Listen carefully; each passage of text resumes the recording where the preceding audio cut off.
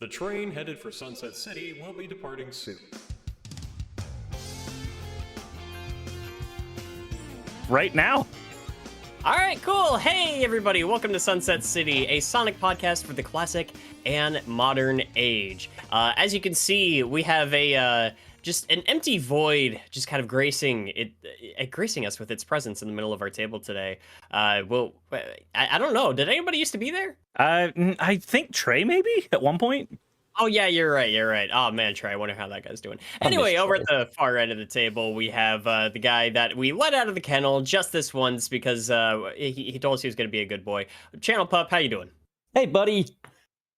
All right, and over across the empty gap where I think there used to be a Trey Nobles, we have Cirrus.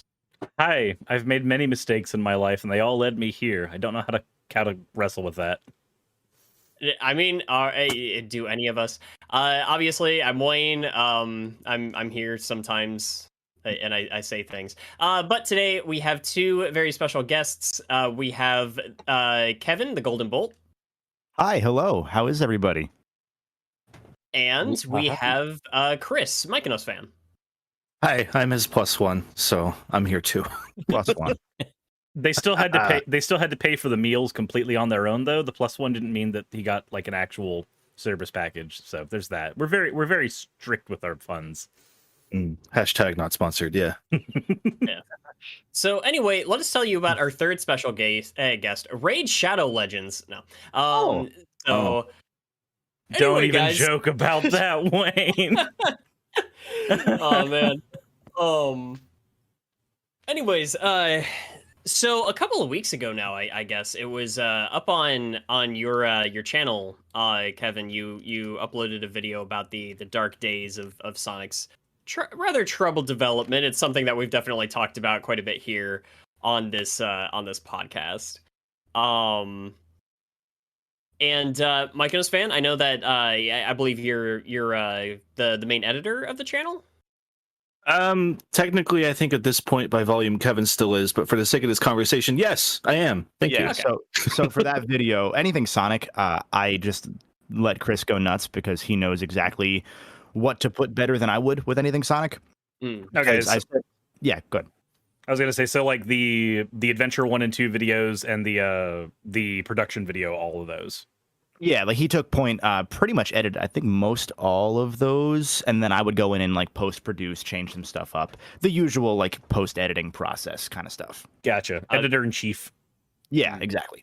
I was gonna say, what some of my favorite videos there were. I think the first one I found of yours, Kevin, was the Parasite Eve one, and I really ended up liking that. I ended up binging a bunch of your other content after that. The Sonic Adventure ones, I felt very validated because your opinions on both of those games are kind of shared with my own. Hey, you didn't hate me for not liking Sonic Adventure 2. What the fuck's wrong with you? I do. I can't hate somebody for not liking that game. I can just question. I will always take SA1 over 2. I like SA2, but it's just not on the same level for me. But you did again upload that video about the trouble development cycle. I guess from Heroes up through like kind of the Sonic 06 era. And I thought it'd be fun to kind of have you guys here today to kind of discuss what was it like researching a lot of that. What were some discoveries that you guys made that really stood out to you? I guess before we get to that, did we have any Sonic based news today? I mean, I don't think so. the only news we have is that we're going to get more news on Frontier at a game convention, I believe soon. But that's news about news. That's kind of boring.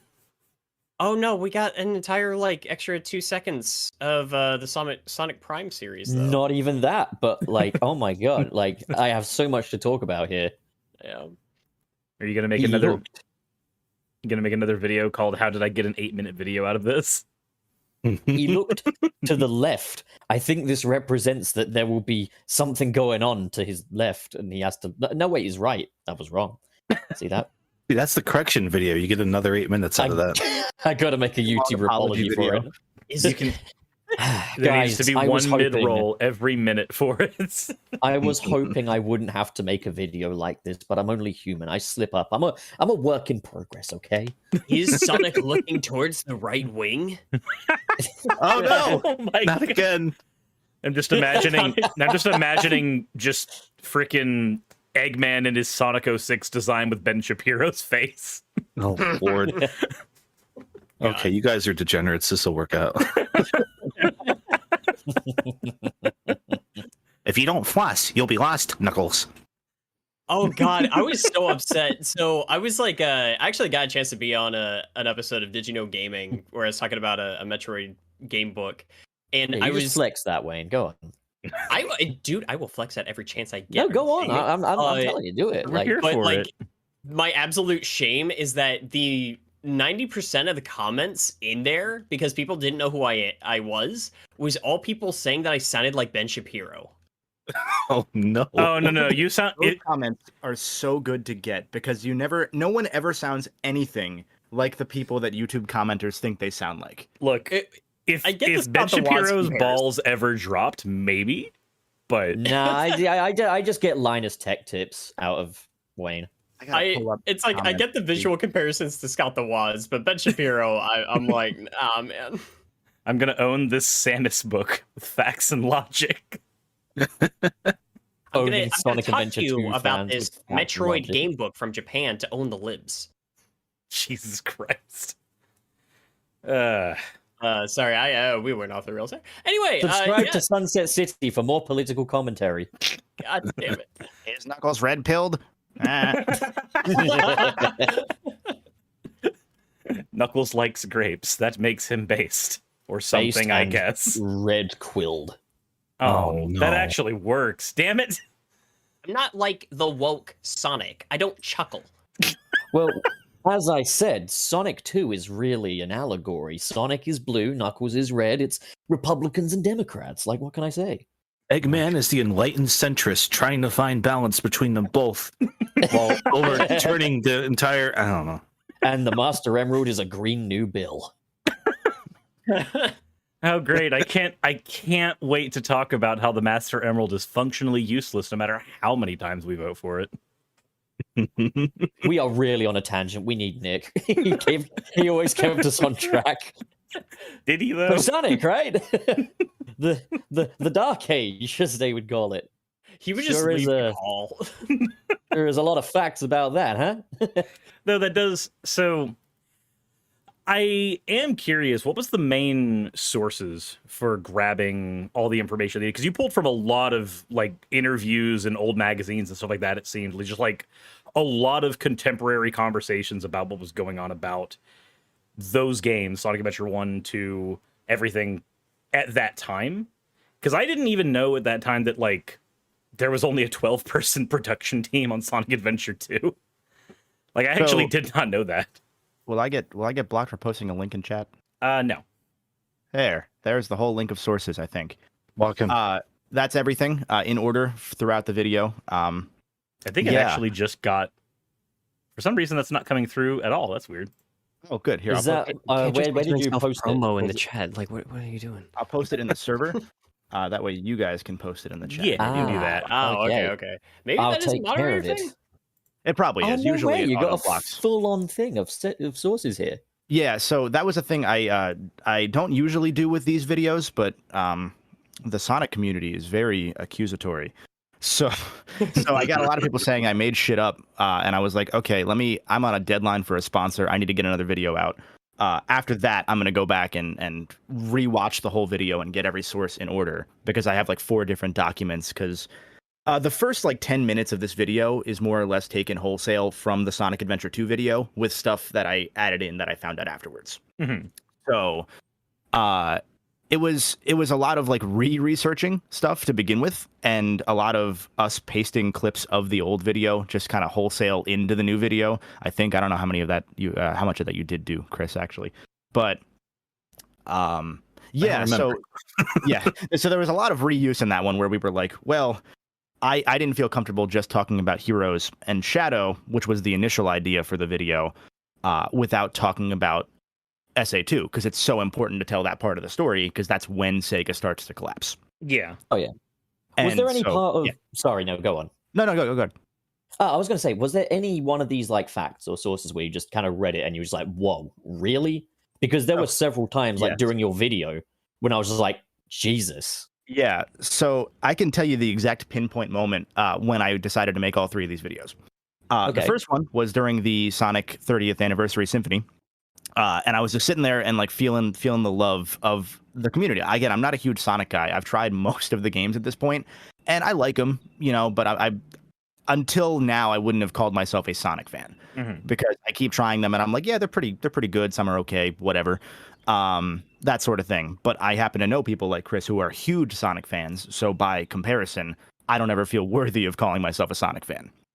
And so when I saw the 30th Anniversary Symphony, I thought to myself, maybe it's time to give Adventure 1 another shot because there's something that, I'm sorry, it was actually, there was a section in that symphony where they started showing gameplay of I think it was SA2 actually, and I noticed something that I just for some reason never acknowledged before, which was like it was something stupid like, oh yeah, I know these levels are open, but I never mentally processed how open some of these levels can be. And it was just one of those where I was like, maybe I was playing this game wrong. Like maybe I was playing it too much like you expect a Sonic game to be played 20 years later. And that was why I decided to make the SA1 video. And then in the process of that one, at some point, Chris said to me, oh yeah, and the reason SA2 is the way it is because it was made by 1/5 of the people. And instantly I was like, hold on, what? And that was the moment where I was like, okay, I guess if this one does well, I have to do one on 2 because holy shit, maybe I've misjudged that game too. That by lets you know judging there's it. a lot of production stuff going on in the back you want to know. Exactly. And then at some point during SA2, I want to say, Chris again just drops his fucking Sonic Megamind factoids where he just goes, yeah, and then in Heroes, Takashi Iizuka lost 20 pounds while working on it because he was the only level designer. And again, That was a game changer of a fact when I found that out. And again, it was just a what the fuck? Like, how? And again, it explained everything instantly about. I had never played Heroes before, but it explained everything that I knew about Heroes instantly. Yeah, you hear that and you're like, oh, that's why half the levels, God, half the levels are just on rails or they repeat set pieces over and over. You're like, oh, okay. That's why Team Dark is literally just Team Sonic, but longer and more enemies. Yeah. So, out of curiosity, because I'm like quite a Sonic Adventure 2 defender and stuff, Uh-oh. what would you say? Leave me be. What would you say is like the main after effect, like the main piece of like, I guess, evidence in the final product that it was a much smaller team? Because I'd say on a technical level, it's definitely not any worse than Adventure 1, I guess. For me, it's just that there are so that moment in the first level in City Escape where you probably already have never thought about this. There's that one gun robot, or one Eggman robot rather, that drops down on you that you would not know is coming at any other point. It's right before a rail, right before the rail that gets you to the truck. Yeah, thank you. So there's that one right there, and that was a moment where I knew that was coming because I had played SA2 before. And it's one of those where here's the how the sausage is made. Sometimes you have to play the game badly to make a point. I didn't play badly, but what a new player would do is they wouldn't know that's coming, so you get hit. Yeah, And you record yourself getting hit, and then people say you're playing badly. It's like, well, I'm playing like a new fucking player. Yeah. That moment is like very indicative of a lot of SA2's level design to me, where there are a lot of moments where you are already supposed to know. And that's meant for replayability. I know that's how Sonic often is, but there was a level of a lack of polish that was there in terms of fine-tuning a lot of those levels that is not present in like Sonic 2, Sonic 3, even no, I wouldn't say Sonic 6, Actually, but like Sonic 2 and 3. Now that you're mentioning that reminds me, if you do Radical Highway, there's a moment like that as well if you do the hard mode. I want to say there's about 3 separate moments when you play that level in hard mode where they just rely on that exact same gimmick of the enemy spawns on top of you and there was no warning. I was going to say it's a fun little reference to Metropolis Zone.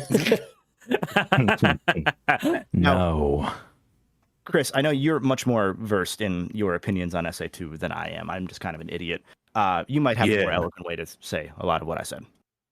I think you got it, but I will throw SA2 some points as someone who's like a major SA1 guy, right? Like, I think the amount of levels and content in that game for the low amount of people who worked on it during the environment they worked on it in, very impressive. There's a few dozen levels. There's the whole chalice system. There's like all these weird motion cap animated cutscenes for some reason. I don't know why they chose that, but they did. Like, there's a lot of work in that game. There's a lot of production in the soundtrack, even like on a lot of levels. It's pretty good, all things considered. But yeah, the level design just doesn't sit right with me in that kind of way where it feels like they got it to a point of like, okay, this is good enough. Like, you can get through this, but it's not quite as intuitive to going back through it again and trying to do it a whole lot better or a whole different way, if that makes sense. Yeah, I feel like in SA1. Oh, sorry. Go ahead. No. You go ahead. I think Yeah. I trampled on your point. No, you're good. I just feel like in SA1, like I can look at some of those levels, and some of them you can't, right? Like Casinopolis, that's just what the fuck is that level? But there's quite a few levels where you look at and it's like, okay, I can try different approaches here. I can see new parts of this level I haven't even seen in a while, just because I'm so used to going the same way through, right? I just don't get that fun out of SA2, and I don't know if it's just different people who moved to the United States to work on it that just didn't wind up with that, or if they didn't have the time or what. But I think a lot of it is probably time. If you look at how Speed Highway is designed, the design in Speed Highway is very much there is a single linear path, but if you use spin dash jumps, you can get on top of buildings. You can move around. Like, it's a very open area. There's just a single linear path as your first path. If you take that same level design and apply it to something like, say, City Escape, then maybe we could have gotten something like we got with Sonic Generations, where you're able to go on upper and lower pathways by grinding on power lines, stuff like that we got in Generations, but none of that was present in the original SA2. Like, I love the original City Escape to death, but it's very much a linear level without the extra stuff that was added in Generations later, the extra stuff that was present in a similarly themed level like Speed Highway. So I can understand where that's coming from. What I was kind of thinking was where I thought maybe the smaller team kind of showed was that, for starters, like, when you think about it, there are less characters. I know there's 6 characters, but like they share play styles each, so it's really only 3. Whereas Adventure 1 had like, yeah, it was more varied up in Adventure 1. And the other thing I was kind of thinking was Adventure 1 obviously has the hub worlds and such, where Adventure 2 completely omits them. Part of me wondered if maybe that actually more boiled down to the pacing of the story. But it's one of those things where if it is down to the smaller team, I think there are definitely some areas where, I guess to me, a Sonic Adventure 2 fan, like, maybe it benefited. But like, there's always a case to be made for the game to be better designed as well. Yeah, and one thing I will say before I go to another point I was going to make was another thing that we kind of touched on about SA2's level design is it's almost, I would almost call it, like, rather than Sonic Adventure 2, I would call it like something dumb like Sonic Action, because it's not as much of an adventure game directly. It is a much more linear adventure. It kind of eschews the usual multiple pathways, upper pathway, middle pathway, lower pathway, that even SA1 had a lot of the time. And that was sort of how, like, to me, SA1 translated the feeling of classic Sonic into 3D better than I ever really had acknowledged prior. When I went back and finally, like, when I played SA1 for that video, I did everything. I 100% of that game, with the exception of I cheated for Big, but I 100% of that game. We all cheat for Big. Yeah, exactly. So I'm in good company, but I did everything, and that wasn't something I intended to do, but just, I was playing it in 1999. I turned my brain back to, like, I mean, I would have been 4, but I turned my brain back to that era. I played it as if I was in that era, and I stopped trying to think about it in the modern light. And the problem is, when you do that with SA2, it's not 1999 anymore. Like, those 2 years, a lot happens. Even SA1 was a little bit dated when it came out in terms of traditional 3D level design, but that's because it started production in, like, 96. You know, like, no one knew what 3D was, and by the time they were there, they were locked in. Whereas SA2, the issues it runs into, even if they were in SA1, I can forgive them a little bit less because now that game came out the same year as Jak and Daxter. Like a game that doesn't have load screens. You know, there's a certain point at which when you look at the contemporaries, SA2 starts to fall a little bit behind the times. And that's 100% because the company is falling apart around them. I don't fault the game directly for that when you acknowledge that context, but it's important to also say, yeah, here's why I don't necessarily think the game is that great, but also I totally get why. Like that SA2 video was essentially me coming in, A, trying to give the game a shot because everyone wanted me to at that point, and B, me saying, hey, if anyone ever shits on this game, now you can say why. Like if you didn't know this stuff before, now you know. And in the same breath, like you can take whatever you want to out of that video. You can say, oh, this guy didn't like it. That's fine. Whatever. Oh, he's a piece of shit. Whatever. Whatever it might be. But the point was that you can take that video and manipulate it however you want to get the opinion you already wanted. Because I'm not going to change it. How dare you give the haters ammunition like that? Jesus. You just started a war, buddy. Well, that was like one of the things that I really enjoyed about not only just the Sonic videos, but the majority of videos that that you've uploaded is you're really good at not only analyzing the game and the contents within it, but also the context that surrounded its development.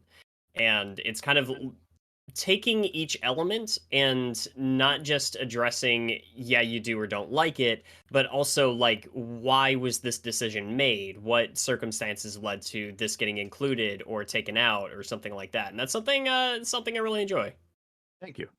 Yeah, I try to figure out a story to tell with each video, which sounds pretentious as fuck, and it probably is. But you know, like when I started the Ratchet videos, which at this point are probably what people know me best for, I started those 18 months ago.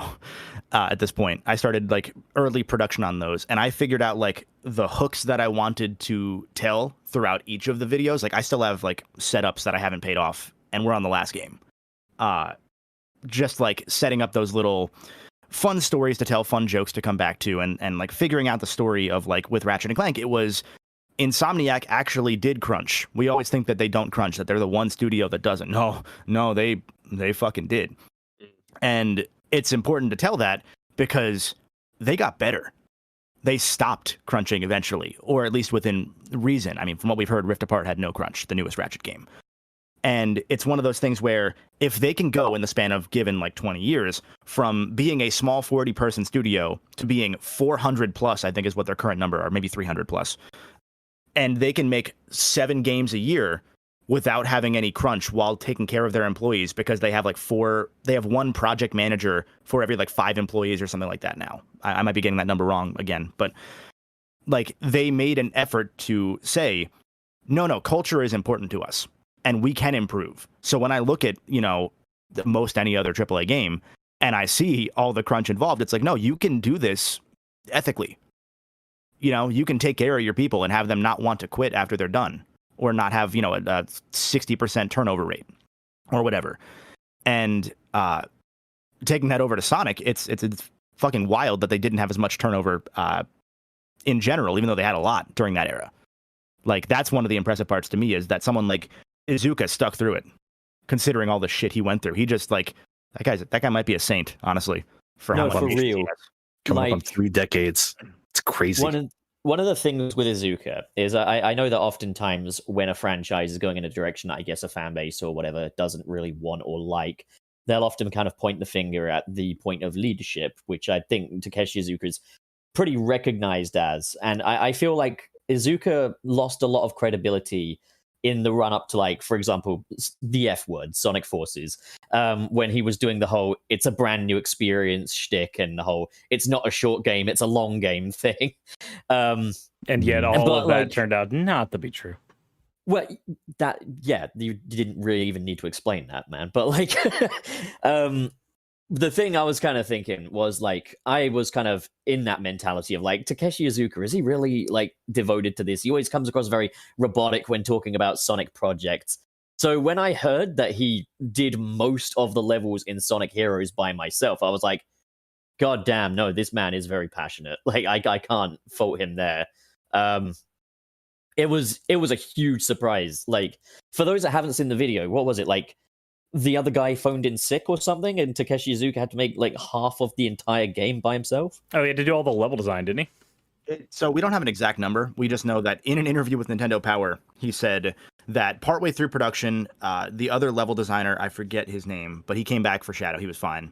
Got really sick and just didn't come in. And so Iizuka, the director of Sonic Heroes, was the only other level designer on that game.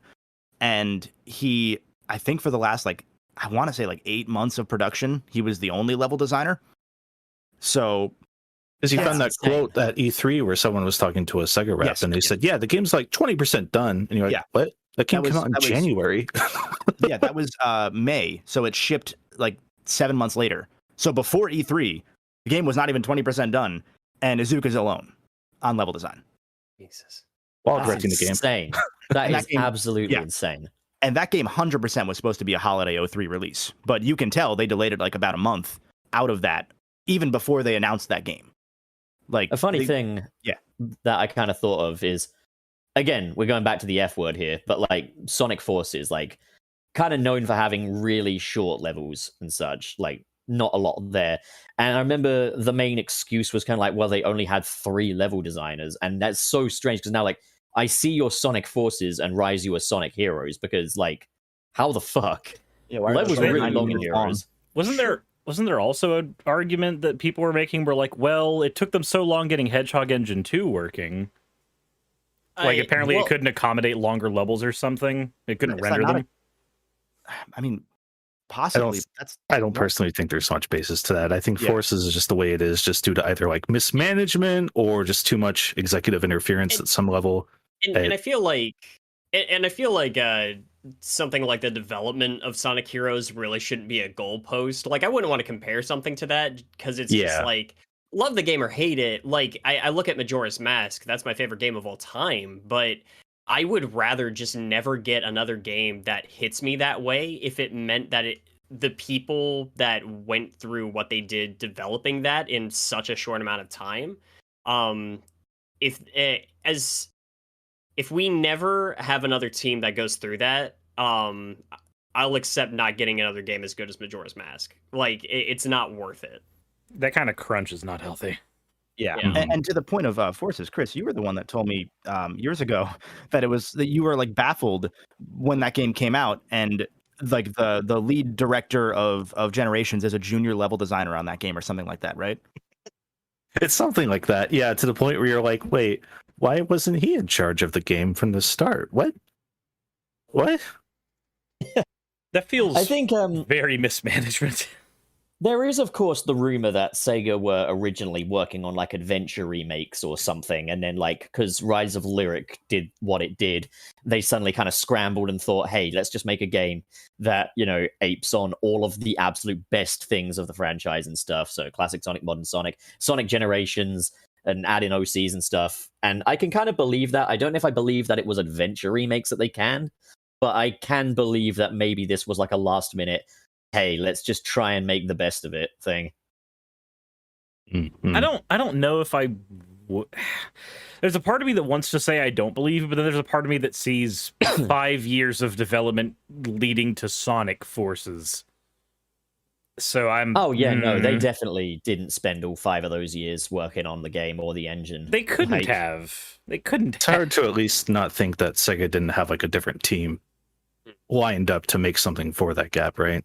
But for whatever reason, it didn't happen. Either it was never planned or it fell through. But like that was a very long gap. Speaking as we're kind of going through the same gap again. It's such a lose-lose situation as well, though, because like Sega kind of proved, especially with like Sonic 06, that they want to jump on like a new generation while it's fresh, while it's early, you know, get Sonic to be a poster boy for the next gen. And obviously they didn't have that opportunity with Sonic Forces, partially down to the Nintendo deal and stuff, but it's like, okay, so they're not jumping onto the new console, so they can take a little bit of time, I guess. And then, yeah, it ended up being a lose-lose situation because what we got in the end was so insufficient. It's a very strange case. There's so much more I want to know about like Forces. Yeah. Well, and there's a thing that this is research I did years and years ago before I did any like Sonic videos, but there was a fascinating thing that I had discovered, which was that Sonic Team was directly involved in some form of production on a Sonic game that released every single year from 1991 until 2013. Was 13 Lost World or 14? Yeah, 2013. 13. So the only year they didn't have a Sonic game that Sonic Team had some hand in working on in some major capacity was 2000, because that was the year that Sonic Pocket Adventure came out, and they had nothing to do with that, I think. Or there was no Sonic game that year. That might just be what it was. Either way, they worked on something every other year. So to go from that to suddenly, actually, surprise, we don't have any games for like 3 years. I don't fully believe that there was like a game that they were working on that they then immediately scrapped. I think that would have leaked at some point. Sega is pretty leaky. Even after Sammy, they've been pretty leaky. So I think that there was some development hell that went on with whatever Forces would have been, but I don't think that there was anything far enough along personally that it was like, oh, there was an adventure remake in production. Because that's a break glass in case of emergency sort of situation. Yeah. If you're going to do that one, and that's already the worst mentality to have when remaking a game like that. Like, if that is your safety net, you're not going to make it well. Right. Were you also kind of familiar with like the script leaks of like Sonic Forces as well? Because I think that tells you a lot about the kind of production atmosphere.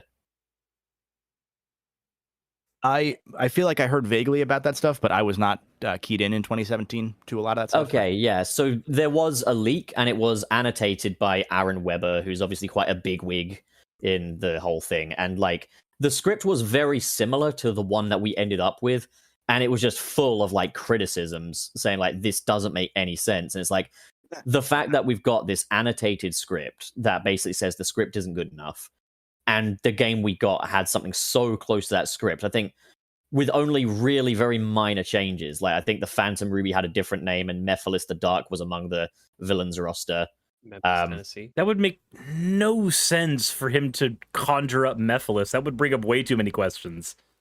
Well, then you'll be happy to know that he's not in the game. Yeah, but it's thinking about that as like one of the early ideas, and like, yeah, I'd like Mephiles to come back. That would be neat, but him coming up as a Phantom Ruby clone, literally half the cast would go, "Who is this person?" Because canonically, they have no idea who the fuck he is.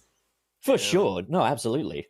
Well, half the players of the game wouldn't know. So, I mean, that's another thing. Like that's the thing I've talked about with Ratchet and Clank, that it's so true with Sonic as well, is that there are so many different, like we all know there are so many different portions of fan base with Sonic, but it's not even just in terms of like, adventure fans, 2D fans, boost fans. Most of those people are wildly different ages. Like there are kids that are playing Sonic Roblox now, and Chris, I'm stealing this line from you. Oh. There are kids that are playing Sonic Roblox now as their first Sonic game. Mm-hmm. And that's going to be more kids than have ever played any Sonic game ever. Jesus. Oh, stop. yeah, like I wasn't really thinking about it until I was playing it, but I was going through, I was like, oh, this is kind of neat. And I saw the ads for the movie, and I was like, oh, wait, Roblox is like a big thing with kids. Oh, okay. This is going to be the weird, like, first video game Sonic impression on like a whole generation we're going to have to deal with online in like a decade. Oh, no. I kind of, I thought about that actually, because I always find it weird how, like, I mean, okay, it's kind of more forgiven because, like, pandemic and stuff, but, like, in, like, 2020, they released the Sonic movie with no real kind of Sonic game, alongside it, apart from, like, I guess, Team Sonic Racing, but that's not, I guess, a stellar example of what Sonic is about, given that it's a racing spin-off. So I was kind of like, they did it again with Sonic 2, but it's like, it feels like they had that Roblox thing just quickly put together and ready to go. So it's like, hey, there is a Sonic game to go alongside the movie. And in a weird way, I feel like Origins is kind of like a late comer to that same party. But I remember we were speculating at one absolutely. point that it was going to be coming out alongside the Sonic 2 movie. And for all we know, that was the plan. Maybe I don't know. I mean, that was what they said at the Sonic Central. They were saying like it's gonna be ahead of the movie, so kids getting into Sonic can. Yeah, they said it will release ahead of the film. I thought at Sonic Central, literally all they said about it, because I remember going back and listening to it at one point, because I think all they really said about it was that it was coming out early 2022. Yeah, they didn't really give any info, I think. I'll have to look into that, I think. I don't think any Sonic game after 3 and Knuckles, or after 2 really, starting with 3 and Knuckles, has come out exactly when they intended. I think, like, I'm sure there are a couple, but like obviously 3 ran into the issue of, oh shit, we need a game. McDonald's. Yeah, like split up into 2. I'm sure Adventure had a delay that I'm forgetting about at some point, even just in Japan. Like there are so many. I can't think of a Sonic game that released exactly on time, and I'm sure that they moved Origins to that's coming out on the 21st, right? That's the usual Sonic birthday, or is it 23rd? 27th, I think. I think it's 23. 25th. Is it 23rd. June 23rd, yeah. Whatever Sonic's birthday is, it's coming out that day, and I'm sure that's intentional now. I'm sure it wasn't intentional at first. Yeah, it was kind of like a let's do the next best thing, I guess, you know. Yeah. Mhm. Let's put it out for the 31st anniversary. For the 31st time we For the- released half of these games. For the fastest thing alive, he sure does run into a lot of delays. Look, Oh, there's always a monkey's paw with all these things. Oh yeah. yeah. It is interesting to think that like there is another world where we could get. Okay, hold on. What in the world are they getting barking at? As I'm trying to speak, My Growlithe brethren.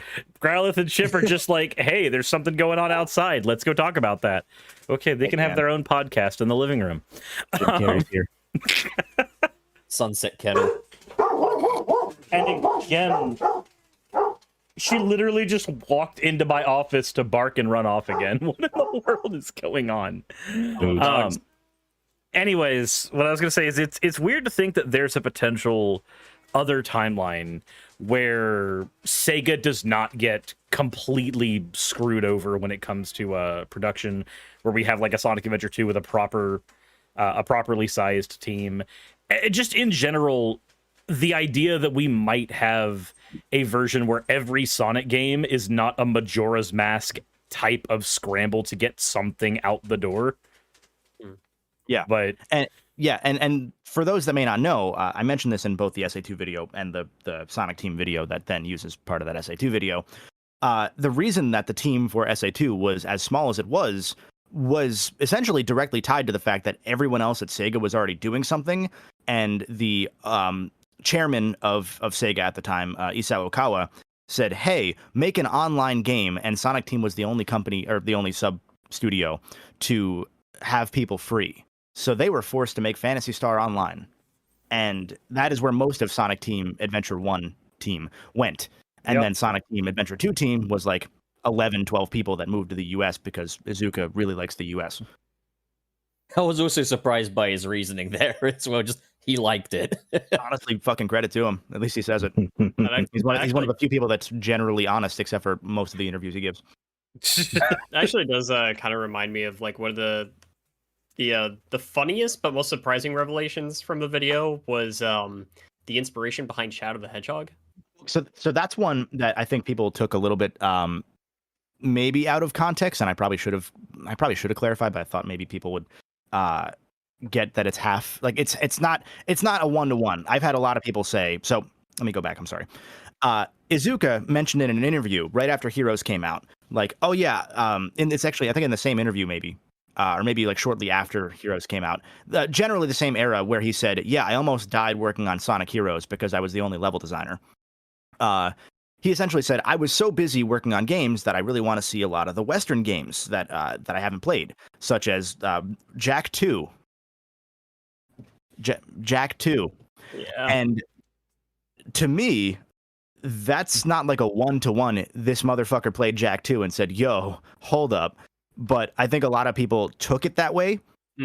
I think there's inspiration there. I don't think that it's like straight up, let's make Jak 2, but with Sonic characters. Let's get guns and vehicles.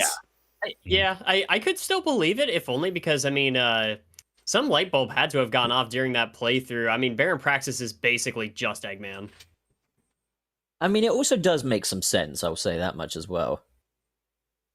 Yeah, no, it still checks out either way. But a lot of people I've seen across the internet now saying Jak 2 directly inspired Shadow, and I'm like, you No. fucking idiots. Why? You're taking Evan, you you're taking lied. this inch and you're moving it a little. You're moving it past the mile point.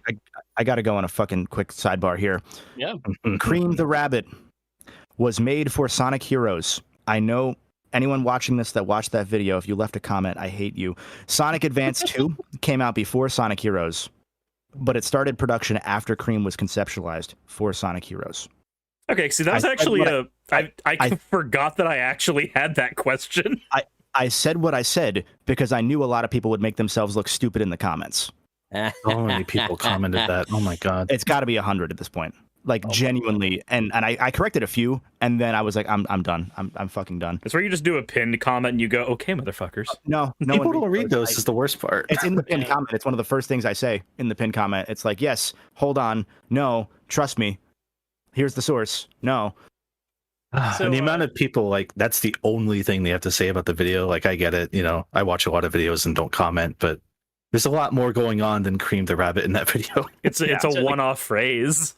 If that's what you take out of it, you deserve to have left that comment. So what I'm getting here is that you guys are really enjoying the Sonic fan base.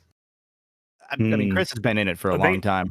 We Yeah. get hung up on all Sonic fans get hung up on random things that don't matter, or they go, actually, no, that's not true. You see, this thing is true. You go, okay, that's true for the Sonic fan base, the small, marginalized, awkward community that we are.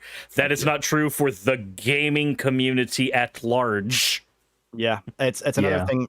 I've said similar in the most recent Ratchet video I did, because I talked about Ratchet PS4, the one that everyone thinks everyone hates, but really is the highest selling Ratchet and Clank game and the most successful, and more people probably like it than any other Ratchet game. But the 4,000 Ratchet and Clank fans think it's the worst one.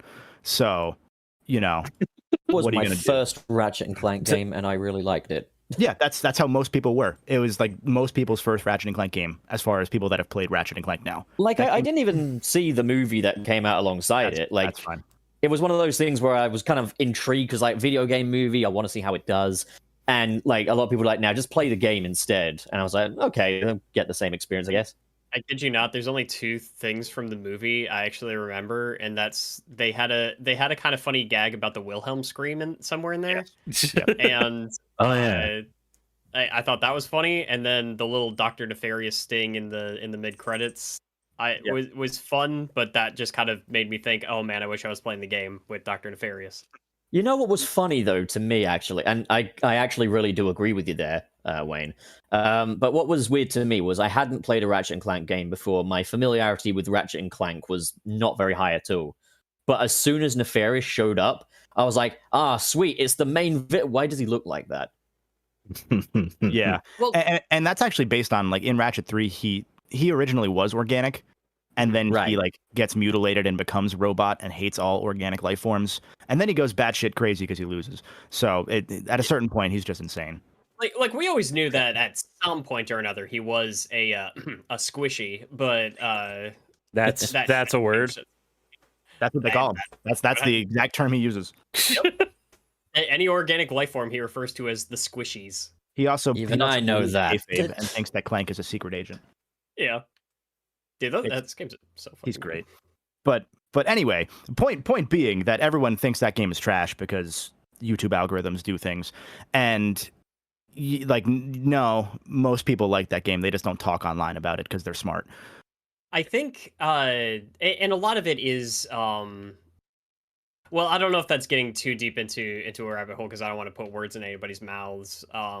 But there is one video in particular. Oh my god, My there mouth is is one wide video in open. particular that my mine kind of goes to. And again, I'm not trying to name names because I'm not trying to like throw anybody in any kind of drama or whatever. But that was the one that I was thinking of when it was just like, oh, this is this discourse. This is where it started, where everybody started turning against this game.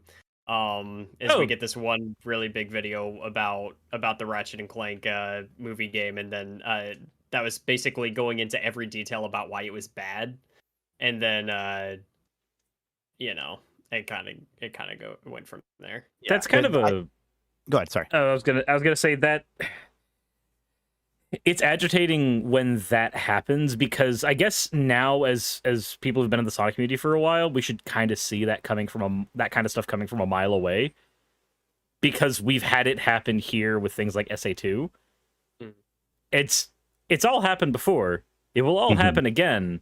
And it's just like when you mentioned earlier about how, okay, in a decade we're going to have the discourse of the people who their first Sonic game was the Roblox tie-in. Yeah, and like the movie Sonic was their Sonic. Like this specific weird 2-year period was like how they got into the series, right? And it's the same conversation that was had about 4 years ago with Sonic Forces, where they were like, okay, give it another 6 or 7 years, and the Sonic Forces stands are going to be growing up, and they're going to be having words to say about how this is their favorite thing, and oh my god, Infinite is just so cool. And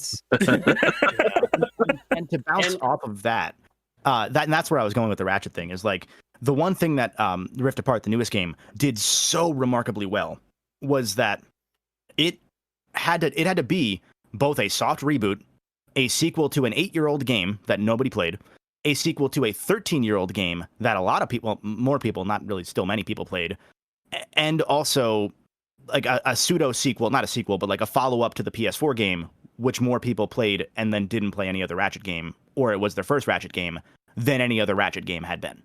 Like that is the introductory point to the franchise for more people than even Ratchet 1. Especially now that it was free like 6 times, because they made it free on PS Plus. They made it free on during COVID, I think twice. It's free on PS5 for every PS5 owner ever now. Like it's going to be the first PC Ratchet and Clank game, allegedly. It got leaked as one of the games they were going to put on PC. I don't know why they're choosing that one. I know Rift Apart would be hard to do.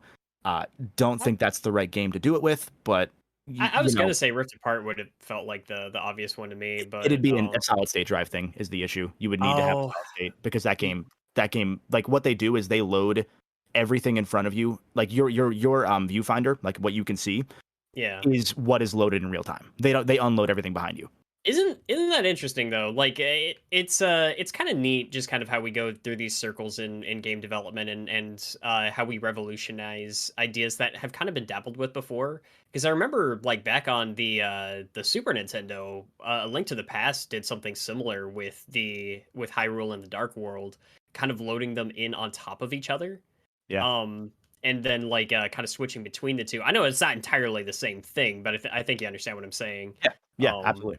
Yeah, I just find that fascinating. Yeah, and so the thing that Rift Apart does remarkably is that you know, I'm not going to say everyone who didn't like Rift Apart is cynical, but there are a lot of people that hate played that game, and you can tell. And it's weird because I don't get it, because like, guys, you're like 30 now. Ratchet's 35. It's okay if he's a little different. Shut the fuck up, please. And so it's fascinating to me, because otherwise that game does a stellar job at blending what people generally want from all of the eras of Ratchet and Clank, while also still being its own like new sort of reboot sort of thing. It's not a reboot, but like it's a soft reboot. It's a way you can come into the franchise fresh and you're not going to really question it. And that's so hard to do 20 years in, and it's the exact issue that Sonic has struggled with for 20 years now. Yeah. Because every time there's a new concept for Sonic, it's another fracture off of the audience. Like Iizuka had said, and his story changed many times, was that, no, I'm not trying to appeal to a different audience with Shadow the Hedgehog's game. I'm trying to appeal to the ones that have maybe grown up. But then later he said, no, it was for a different audience. Like he's trying to expand the Sonic franchise by adding splinters, or rather Sega, not him. It shouldn't be a him thing. Sega's trying to expand the franchise by adding splinters that can try and rope people back into the Sonic cinematic universe, as it were. And that's not really a winning strategy, I don't think, when it comes to children's Hedgehog game. And that's sort of why we end up with, like, you know, the Unleashed stands versus the 06 apologists that exist now versus SA1 fans versus SA2 fans, because those games are completely different anyway. You keep making games for niches and you get surprised when the fans niche down, type of deal. Yeah. And it's like, there's a certain point where it's like, fucking, like, if you just stick with what you're doing, it'll probably work better. Like, Yakuza has outsold a lot of recent Sonic games. And that game's been the same for like 20 years. Crazy. 15 years, sorry. Mm-hmm. Like, you'll shed a lot of fans along the way, but I think if you start catering to one specific audience, then you start actually building that kind of weird I don't know, not rapport, but product rapport, I guess, with them, where they're like, okay, I know what I can expect now. I either like it or I don't, and they can keep improving on it, right? I mean, that's kind of like what Mario's done for the longest time, where they have the core Mario game. While it may drift between point A to point B or collectathon type of stuff, the core Mario game, whether it's 2D or 3D, is always the same game for the most part. A couple of gimmicks added in, but it's always the same game.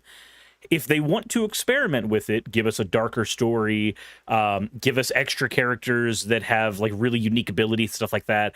They always go for the side game treatment. Oh, you want a bunch of interest? You want to see what happens when all these characters are not just enemies, but they're real people populating a world? Go play the Paper Mario series. You want to see the locales that are outside of the Mushroom Kingdom?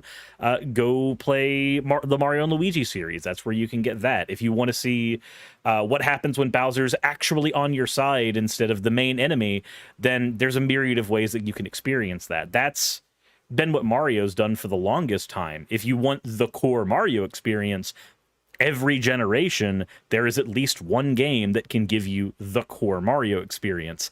Sonic doesn't have that.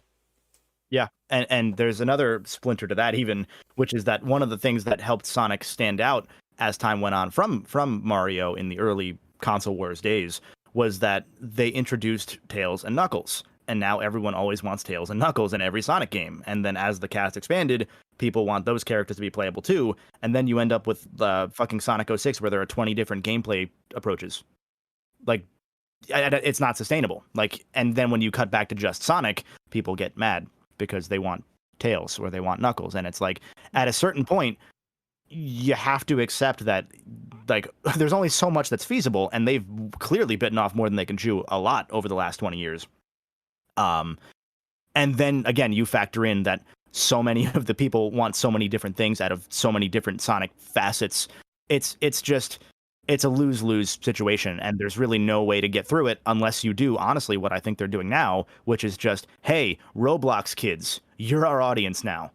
Like, we're going to appeal to the target audience of these games rather than trying to appeal to everybody, because at this point, the oldest Sonic fans are 40. That kind of reminds me a little bit of the Pokemon problem, where you've got one really good game that has 150 Pokemon, and that is a stellar amount of unique creatures for a game made in that time. And then to cap off on that, they take the same engine and they make a game with 250. And then we get to today where we're creeping on quadruple digits. Every fan has their favorite. Everyone wants theirs in the game. And you start going, wait, why are all these animations just recycled? Why do all the Pokemon just act exactly the same? Why are all these models so low quality? And it's like, well, because they're trying to put 1,000 of them in every game now. Every year, not even every game. Every year. Like Game Freak has not really increased its staff size in like 15 years or something like that. Like, I'll say this. I think on kind of, I guess, an optimistic note, I do think it would be quite smart if maybe the Roblox Sonic Speed Simulator was like a basis point of things to come in terms of like Sonic's overall gameplay and handling. Maybe like Sega and the guys that developed that kind of collaborate and said, this is how we want Sonic to move from here on out, because he controls well in that. Like, I still prefer like having a little more to do in those worlds and just, run around the place. But like, they've got quite a good sense of like that momentum-based Sonic gameplay. And if they said, okay, that's going to be how Sonic controls in Frontiers, and that's how he's going to control in other things, I'd be game for that. So if it turns out that it's like they're bringing in these Roblox kids audiences and basically just say, this is the progenitor for the new generation of Sonic, I wouldn't object to what they're doing right now, even down to the fact that they've got unlockable skins in there as well. So it doesn't completely change up the gameplay, but I can still play as Tails if I want to. Doesn't that run into a secondary issue though? Just solely because it's Roblox, right? If it were almost anything else, maybe it wouldn't be an issue. But Roblox has this weird thing where when you make a game for Roblox, it only works in their engines. It cannot work outside of that. And like, so that's not what. Yeah, I'm not saying they're going to develop all the games using Roblox, but maybe it's like Roblox. What they've achieved with that is the blueprint, and then Sega will kind of replicate that going forward. I would hope they can. I just Sega with making new engines to make him feel good and going, this is how we're gonna do it. They've had these blueprints for a while. I wish they would be better at emulating them, but we had Adventure 1 and 2 as really good control blueprints for the longest time, and then Heroes comes in and goes, okay, what if that, but we're on butter? Right. What if you didn't trust your movement? Okay, here's a game for you. Yeah, And this is coming from somebody absolutely, like, I love Heroes. One of me and Pup's earliest disagreements was on Heroes, and me going, fuck you, I'm going to play through Heroes live on stream with you watching just to prove you wrong. I love that game, but it is like you're on butter. I registered your points when we did that. We both learned a little something from each other when we did that playthrough thing, and like, How dare because you. I was watching, I was like, this does look pretty cool, to be fair. So I went back and played it on a GameCube emulator because I'd only played like the Xbox version, and I had fun. But yeah, no, Sonic feels horrible in that game. Oh, yeah.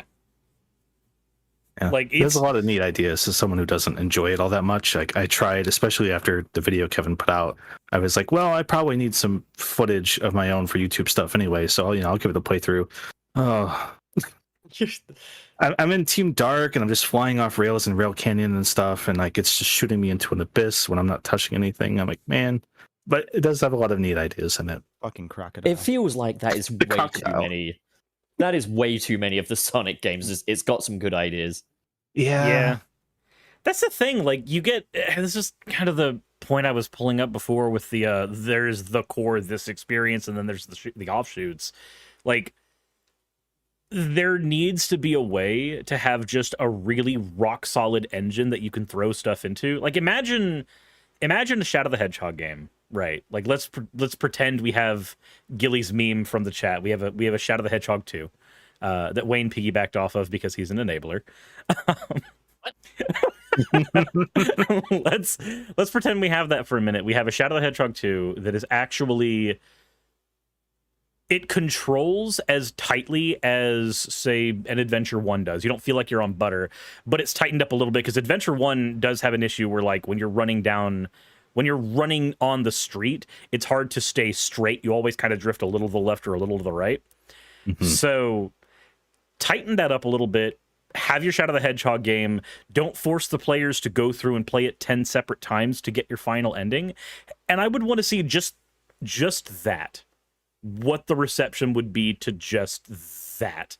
No other changes. Just you have that setting. You have the gun controls and everything that everybody hates. But you have it controlling well enough in an engine that is competent, and you're not making people replay it a billion times to get to the true story ending. I want to see what the fan reception to that would be. One of the fascinating things to me, and this isn't about Shadow as much as Heroes, is Heroes, they said there was a new engine, but it was a new graphics engine. That uses the SA1 gameplay engine still. Yeah. So I don't know what the fuck happened. Well, that's why I was saying that, like, it's not so much about emulating it one-to-one. It's about taking that and going, okay, let's do this and let's tighten it up a little bit. Because SA1 is as good as it is.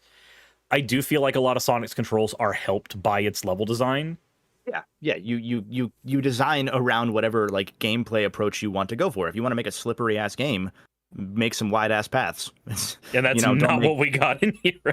Yeah, but even better, like SA2 uses the same engine. Like obviously they improve things over time. So I don't know what happened between SA1 to 2 that led to Heroes being so goddamn slippery. I get the feeling they were just like, we want to make this the fastest one yet, and didn't quite think it through. I think they just had, I think everybody simultaneously went on the keto diet and just, they got obsessed with butter, is all it Terrence, is. we get it, man. You're on the keto diet. I'm actually not anymore. I don't think it was. Oh, you stopped? during Sonic Heroes. They had like Atkins and stuff, but yeah, the idea of like having a crap ton of butter was not integrated. No, I meant see, I more that wanna he lost try the 20 pounds Atkins. because he didn't eat. But yeah, Oh, fair enough. Yeah, There was do the Sonic Heroes diet. yeah, you lose 20 pounds in a production cycle. But you get a job at least. You won't be paid enough though because it's crunch. I need to work on Sonic Heroes. you're waking up in the morning and you're like, I got to go to work, and then you sit up and you're in your office and you're like, oh fuck, Sonic Heroes. That feels like it's going to be like the new David Lynch movie. It's just fucking. It's Groundhog Day, Every time you wake up, you're like, oh no, more. I want a box of cereal that's just like the design of the Sonic Heroes boxer. Let's get these rails down. Let's get this bread. Jesus. Oh man. Well, yeah, so that kind of does cover because you talked a bit about Sonic Adventure 2, Sonic Heroes, Shadow the Hedgehog. Was there a lot that we touched on Sonic 06? We actually didn't touch much on 06. So in the video, the intent of the video shifted over time, and I realized midway through editing, once I decided on like the chapter concept of like doing the SA2 styled, Comic Sans chapter intros. Once I had decided on that, near the end, I was like, so here's how the sausage was made again. I was midway through Shadow, and I was like, I don't want to fucking write this right now, and so I moved on to the ending. And so I wrote the rest of the video, and then I came back to finish Shadow. And I realized when I came back to finish the Shadow section and lock the video down script-wise, that I had a perfect transition into like in the post-Shadow world where Shadow was made by the same Sonic Team USA that had made SA2 and Heroes. Yeah. The next Sonic game after that was going to be made by Sonic Team Japan, and it was going to be made there because Sonic Team USA was working on Shadow and then feasibly a Shadow 2. That part's not like what was guaranteed to come next, but they wanted another Shadow game. Like they wanted that to be a series. And so Sonic Team Japan made an Astro Boy game using the Havok physics engine on the PS2. And Chris made a really good video on that game. And it's, I think, the only video on that game that exists. And it's the best one, incidentally. Yay. So That's a glowing remark, Devin. After that game, they went and moved on to making the next gen Sonic game, but that was like in 05. So they had like a year and change. Anyway, point is that after all that had gone on over the previous 6 years, because there's a whole bunch of shit, like not to plug you to watch my video if you haven't, but there's so much fucking shit that we can't cover. It is like an actual HBO documentary series worth of shit about this fucking company. Like Sega is losing money year over year. More and more money every year. Their president, chairman, the guy who owned the company for the last 20 years is dying of heart failure. He's still saying, I don't want to make another fucking console. Stop making the Dreamcast. Like, don't make the Dreamcast. Don't do it. And then he gets overridden somehow by his own company. And then he says, all right, fuck you guys. I'm putting $100 per console into giving this shit Ethernet so that you can fucking make it an online console because that's the future. And all this shit's going on. People are fucking quitting the company en masse to make fucking Blinks the Time Sweeper because they see what's going on. Sega's laying off hundreds of employees year after year. They go under a corporate restructure. They try and merge with Sammy. They then say, actually, psych, never mind. They try and merge with Namco. The next day they say, psych, never mind. They lose money. Their president, their Sega of America president, their COO, all step down for the fourth time in 4 years. And fucking all this shit's happening. They finally merge with Sammy after a year because Sammy's like, fuck you, actually. We're just going to buy you. Just fuck you, okay? Like, stop it. And all because Sega allegedly wanted control of the merged company, Sega Sammy. They would have made up 22% of that company because Sammy's much bigger. And they wanted to run the company. They wanted to run it with only a 22% share? They wanted some hand in management, at least like a major hand in management. There's an entire Yu-Gi-Oh subplot about why that doesn't work. Yeah. So all this shit is going on. And what I do in the video is I say something had to give. And it cuts to the Sonic 06 chapter. And then it cuts to the 2007 chapter. Because I don't need to say shit about that game. You know, it explains everything. Yeah. Yeah, and it is kind of one of those things where it's like, I feel like Sonic 06 really has been talked about to death, where it's like, we know the good, we know the bad, the lots of bad, not only just kind of like within the game itself, but also just like everything that surrounded how it was made, how it was rushed out the door, just like the process, the line of poor decisions that led to it. And that's something, like, looking back on the Sonic games on my own channel recently, that I've just been kind of picking up on, is like, good lord, so many of these were just, rushed in their development, and it's something that they just never learned from. It's absurd though, isn't it? But also, I guess it's kind of a testament to this so-called meta era of Sonic, is that it has managed to kind of actually keep something going for Sonic. Like, a lot of people, well, there's a lot of Sonic fans, and one prime example of this is our good pal Chow Mix, who personally took a positive from that kind of Dark Age Sonic mentality of, we are going to try something new, which is going to be a new lasting direction for the franchise, but we rushed it, fumbled it outside the gate, and went back to the drawing board. And it's reflective in like Sonic's design, I feel. Like, I don't feel the constant changing of, well, adjusting of Sonic's art style is necessarily down to, oh, they were just really creative. I think it was down to the fact that they wanted these things to stick and never did. They wanted a Shadow the Hedgehog franchise offshoot. It didn't happen because they fumbled the bag out the gate. 06 was meant to be a reboot. They fumbled the bag out the gate. Sonic Boom, they fumbled the fucking bag out of the gate. So I think the fact that they've managed to land on like the Sonic Unleashed Sonic and carry it along through to like Frontiers, there is definitely a positive aspect to that, even if you do feel a bit bored of it. It's no coincidence that Yuji Naka left and then things got unified. I'm just saying. Oh yeah, no, like what you said about Yuji as well. Welcome to University Naka. I kind of thought, like, I'm kind of glad Balan Wonderworld went the way it did. I don't like to be mean-spirited and be glad something fails, but I was like, he needs a reality check. There's part of that bothered me, because that all that news came out like a week after this video dropped, which was very good timing on their part. Thanks, guys. And the thing to me was that immediately bounced into people like jumping and jumping in front of the gun truck to defend Yuji Naka.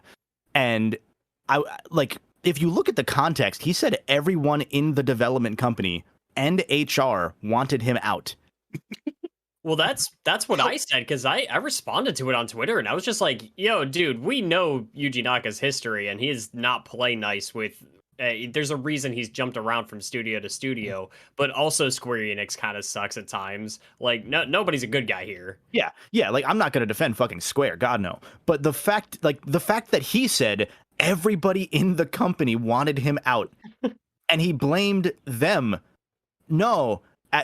fucking look in a goddamn mirror. And then the fact that people were defending that, I'm like, no, look at anything. Look at any of the context. Ignore anything else about this man.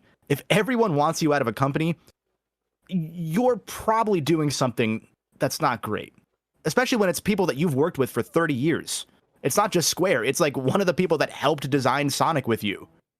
And they're just I think, tired of your shit. I think Yuji Naka's probably overdue the Bob Kane treatment. What? Where he created a beloved character, well, had a hand in creating a beloved character, but he didn't do quite as much as he gets credit for, and now he's kind of, the truth is out about him, you know? That's how the Bob Kane thing is, and I think Yuji Naka's overdue that. There's a lot of weird Naka stands online who just read that and didn't apply any critical thought to his thread and went, oh my god, poor Yuji Naka. And it's like, what? Yeah. Also, you don't need to go to bat for someone you've never met. And Yeah, Who doesn't know you? But he's just like us. He likes Sonic and has Ferraris. Just like me. He just represents like a weird bygone era of Sonic and Sega that is like never coming back. But I think people just tie him to that and hold on to it as tightly as they can. It's like, Yeah. you can admit he's probably an asshole and made things you like. Like, that's okay. But you don't gotta like go out there and be like his fucking attorney. I've been reading let's Lovecraft. I'm not going to go to bat for the guy's ethics. And Yeah. hey, let's just fucking think about those poor Harry Potter fans. Oh, yeah. Jesus. It's one of those things where it goes back to like, there are so many people, and I shouldn't say so many, but there are, of the people that are terminally online talking about video games, There there are so many in that subset that just are either bitter because they want that nostalgia back, or they're so longing for that nostalgia that they can't accept that these games are still meant for children and that they're no longer children. Like, this is the point in life where a lot of the early Sonic fans would hopefully be playing the game with their kids and seeing their kids see the magic that they saw in the early Sonic games and like live vicariously through that. And again, I don't want to bring it back to Ratchet because I'm fucking sick of talking about that series at this point, but like, that's how Ratchet is. Like, those games have always always, always, always, always, always been made for 7 to 10-year-old boys until Rift Apart, when they were made for 7 to 10-year-old boys and girls. Wow, what a fucking idea. And like, I'm not 7 anymore.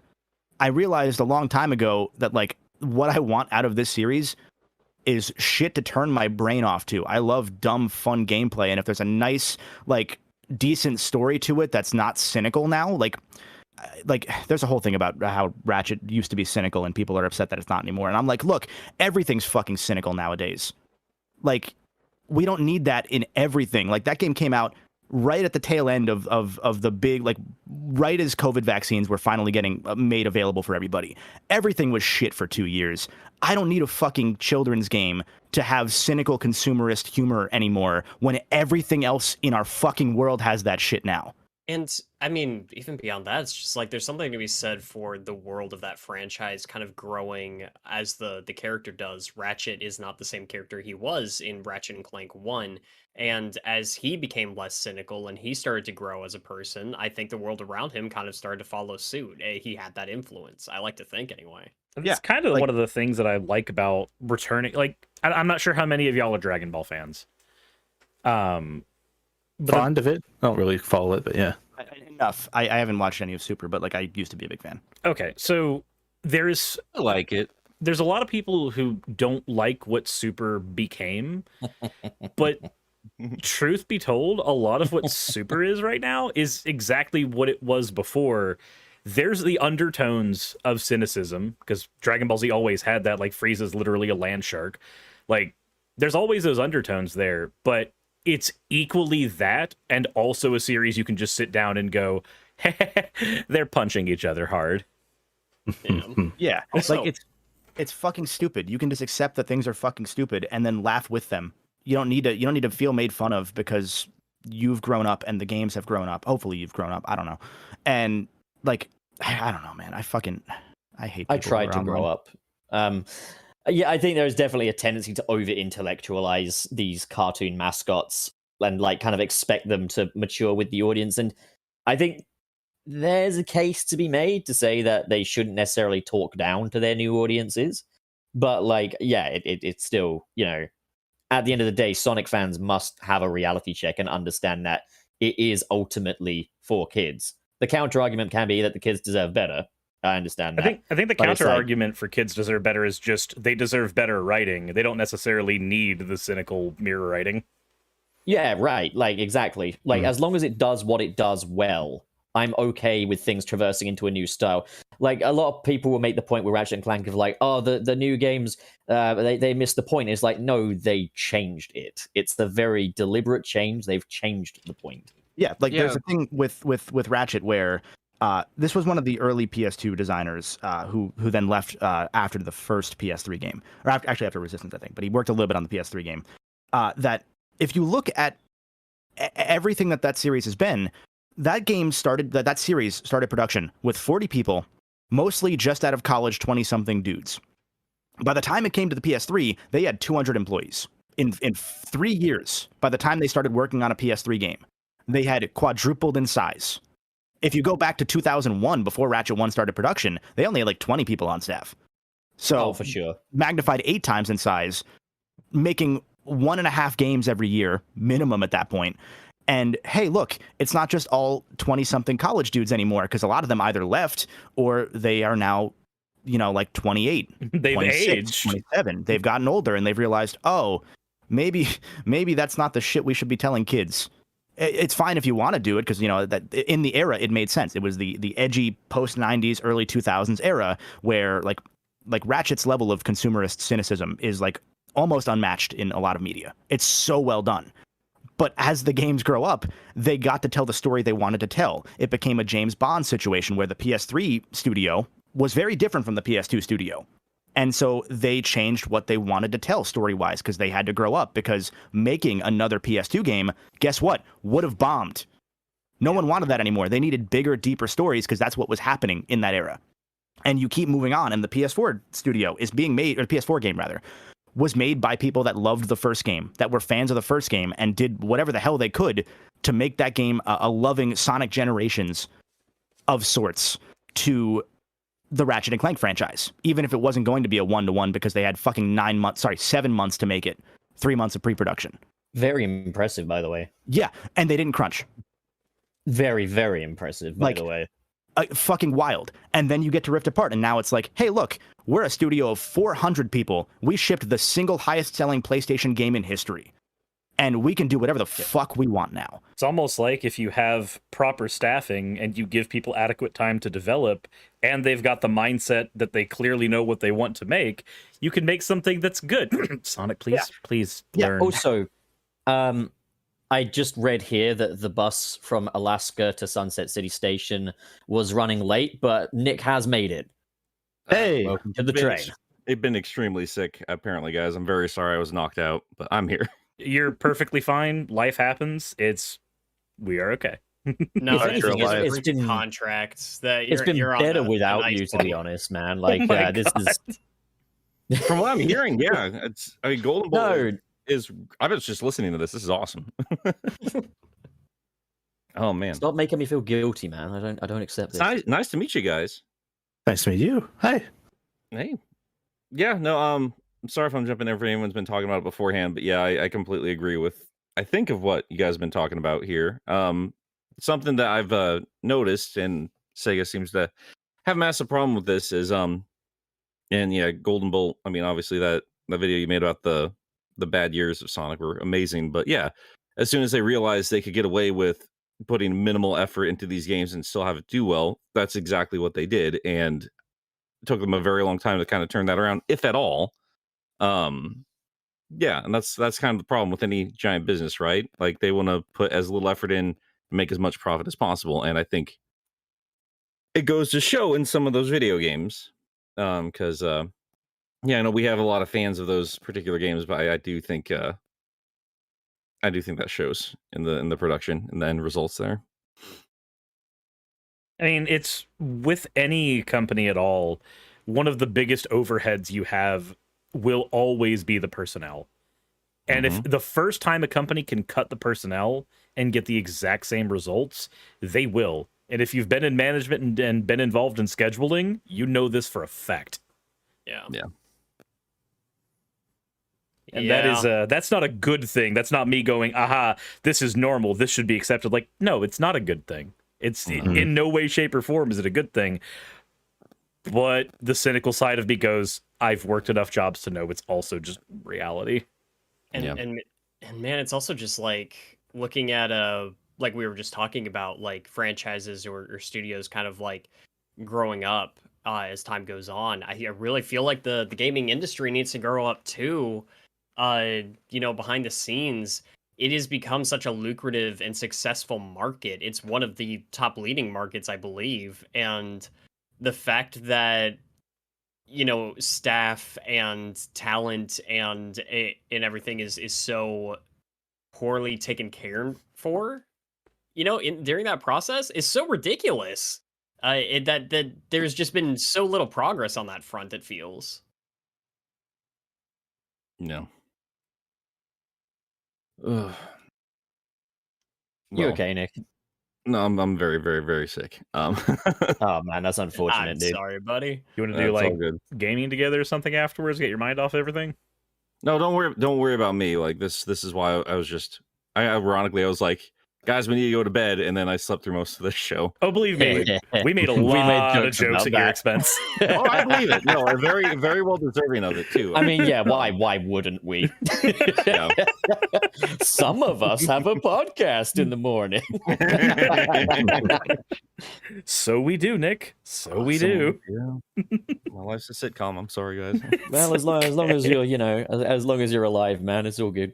No, it's really annoying though. It's like I did that hotel shift, right? Like I did night audit. So I spent all of yesterday sleeping, woke up, played some games with you guys, went back to bed, and I still couldn't get up. Like I set alarms and everything. I could not get up. It was ridiculous. You're probably super tuckered out, man. Like, Yeah, No, if my body was not doing great. Yeah, that's fine. if your body's exhausted and needs sleep, it's gonna force you.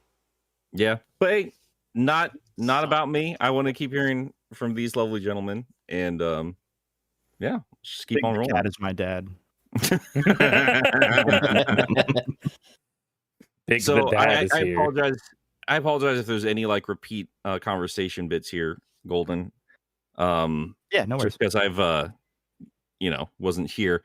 But what is your brief time among the Sonic fans been for you? Because I know this is not really your usual hangout Yeah. spot. I mean, I've been adjacent to them by proxy of Chris for a long time. Sure. So, I've seen the weird ones online, and I've seen how fucking cool most of the Sonic fan base actually is. Just throwing that out there. Like, as much as I'm dunking on the fucking nerds, don't worry. They're all cool. Yeah, so the SA1 video got obviously pretty good reception because it was just me as a non-fan saying, "Hey, what if I tried to like see what everyone sees in this game?" Yeah. And I did, and it worked. And then I tried the same with SA2, and I was like, "Hey, sorry guys, I don't see it," and people hate me. And that's how the internet. That's how the internet be. goes. I don't.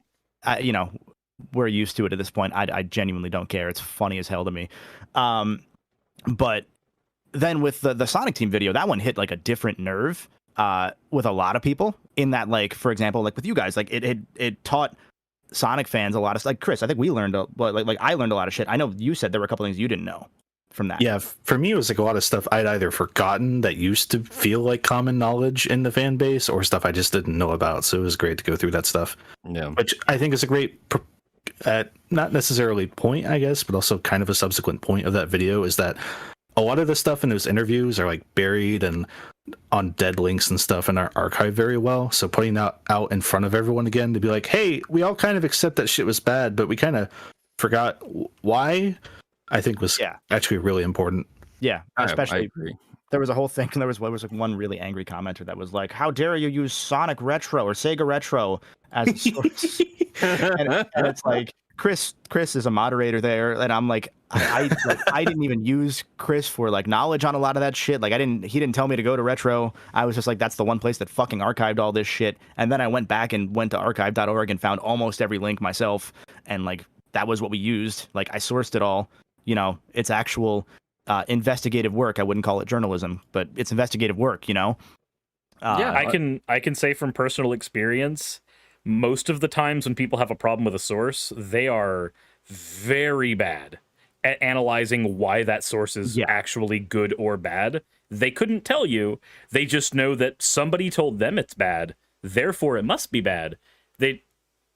It's very hard, and it's, you can't really go to the YouTube comment section and go, give me the logic behind this, because it's not the place no for one's that. ever had a good time on Twitter or in the YouTube comment section. So it's fun. Yeah. I enjoy it for what it is. But This person specifically, like, you guys probably know Sonic Retro's like trial validation thing where you make a post and like, okay, you're not like a complete weirdo asshole. Okay, you can be a member. I don't think they made it past that. And I think that was their sole reason for like, I can't believe you use Sonic Retro as a source who hosts the interview someone else did. Grr. Like, what? Being censored. I mean, yeah, the ultimate point of that video was you guys saying like, look, there is like a lot of problems behind the scenes and it shows in the final product. And that was, back in the day, that's what people knew, because I don't know if there really was like a proper like cohesive Sonic community back then. I wasn't aware of it, but I was just looking at just more broader gaming as a whole. And yeah, it was super common knowledge. Like, there are problems over at Sega. Clearly, look what happened to the Dreamcast. Like, there's something going on here, and Sega is not taking care of this franchise or its people. And it was so nice to have this nice cohesive video just kind of reminding everybody, like, yeah, it's so, because a lot of the Sonic fan base, like, I feel like it's like, yeah, there's stuff to take away from these games, but you need to keep the reality in check here. Like, the people behind this stuff matter, and they were going through hell to produce this stuff. Mhm. Yeah. So, I mean, if nothing else, like, I just kind of roll my eyes a little bit when I see people saying like Sonic Colors like ruined the franchise. But not for you, it did. I'm sure it did for you, fine. But I'd like to imagine like the dev team had a better time with what was going on there. Yeah, I'm not super happy with the end results there. It's been a very middling experience for the most part in the years that followed from there. But, and then bring it back to what you guys were talking about earlier, like in terms of like, I like that term, like it didn't get ruined, it got changed or something like that. Like there's intentional change in the tone. Yeah. I mean, I gotta say, after Pontiac and Graph, like if I look at those minis, like those mini videos and stuff like that from Sonic Team Racing or Mania or anything, I think you can still tell like wholesome-ish humor without it being cringy. You know? Yeah. For sure. Like, I mean, yeah, I think obviously people are going to have opinions, and that's absolutely fair. And I think, it should be encouraged for people to state their case for why their Sonic is Yeah. their favorite and their No, this is not the Sonic is their internet. least favorite. But at the same time, I do think it is important to acknowledge the bigger picture going on. And I think that's something that not a lot of people necessarily do. Yeah. Yeah. Yeah. I can't begrudge anyone who like consumes a media product and goes, I liked it, I didn't like it, and then that's all the thought they ever put into it, right? Yeah. Like, especially in this weird YouTube bubble, we all happen to partake in, where there's been years of like angry nerd dudes being like, what were these people thinking? This game sucks. I can't believe this level blew my dad or whatever the fuck. It's important to like At least, like, at okay, least can Big got some. yeah, at least Big got some. It's important to like go like, okay, well, can I try to go and find out what happened when this game was being made, right? So good. Like, can I go through and find people talking about the experiences they had, like all this stuff? It's out there in a lot of cases, at least back then, right? Like a lot of recent Sonic stuff is a lot more lock and keyed, probably because all of this stuff is out there and looks terrible. I mean, but between that and the comics with Penders, like, yeah, I think like they have to yeah, be much yeah, more there's a stringent. lot of reason to not be as open these days. But I just think like, especially for people in our positions, right? Like, it's really important to kind of set that example and be like, okay, yeah, like it does suck, but here's some like information as to why it sucks, right? And like, you can at least look at it and appreciate it more, even if you don't still enjoy it. Like, I don't enjoy Sonic Heroes, but I appreciate it more now, right? That's Like, kind of like yeah. any media from the past. We always have that lens of like, this was of its time, but it's a lot harder to think about that in terms of what goes on in a production team, because like when it's something that feels like, say, culturally insensitive from a movie made in the 80s or the 90s, it's very easy to say, well, it's of its time, because a lot of times you lived through that, but not all of us have lived through a development production crunch. So it's harder for us to put on those goggles and go, it's because of this. mhm. I think also like people struggle to make the distinction between an excuse and a reason. And it's Yes. like, it is important to understand the reason behind things. I know a lot of people are going to say, yeah, but we can only judge the game based on what it is, not what it should have been or would have been under better circumstances. Get those But on. I think the big message to put out there, is stop fucking crunching your workers and manage your shit better. He's like, we are Mhm. judging it on the merits of what it is, not what it should as. We've played that, and now we've come to this decision. Yeah, Yeah. exactly. Like, the buck stops with the game publisher giving you a product and expecting money Yeah. for it. Like, that's where all of this starts and ends, realistically, right? But like, if we have taken that step and engaged with it, then all this stuff opens up for sure. Yeah, Absolutely. especially, like when you dig further, like what I do is like nowadays, at least with like videos and in general at this point, because I can't fucking escape it. One of the things that I do is like I like to judge a product on its own merits, but also based on the goals set by the production team Mhm. during production. Absolutely. Absolutely. So people get upset with me when I say, "Hey, look, these PS3 Ratchet and Clank games, for example, because again, this is most of what I've done the last fucking 18 months. Like these PS3 Ratchet and Clank games did not do what they set out to do. They failed at their chief goal. Still pretty fucking good. Still love them, but like I can acknowledge, I can separate. Like I like these games. They are good games, but their goal was to tell a sweeping multi-game story arc, and they fucked it up from the start because they promised multiplayer, and then Sony said, "Yo, where's the multiplayer?" And they were like, "Oh, we can make DLC game if you want. We won't be able to make our other game on time, but that's cool. We'll do that." Fuck. And then they made. I Crack in think Time that in 9 months. is something also a lot of gaming journalists need to understand, is also being able to review things based on, did this succeed at what it set out to do? Because too much of game journalism is just like, I didn't like it or I liked it. Like, you still need to analyze, does this game succeed for who it's supposed to succeed for, and does it succeed for what it sets out to do, like you say? Yeah. I mean, It's hard game for- review. Oh, sorry, go ahead. No, I was gonna say it's hard for 30-year-old game reviewers at insert company here to properly judge a kid's game. At a certain point. Yeah, especially if Yeah. like they get the game, they sit down with it for like a couple of days and they got to get that review out stat. Like Yeah. they're not gonna put that much thought or time into it. They can't. If it's a game 7 that out of 10, thrives not on enough replaying flossing. repeatedly, then that creates another whole issue. And what's a game after that big initial day one patch? You know, like it's just Yep. a completely different beast now than what it used to be. And the Yeah. landscape is crazy.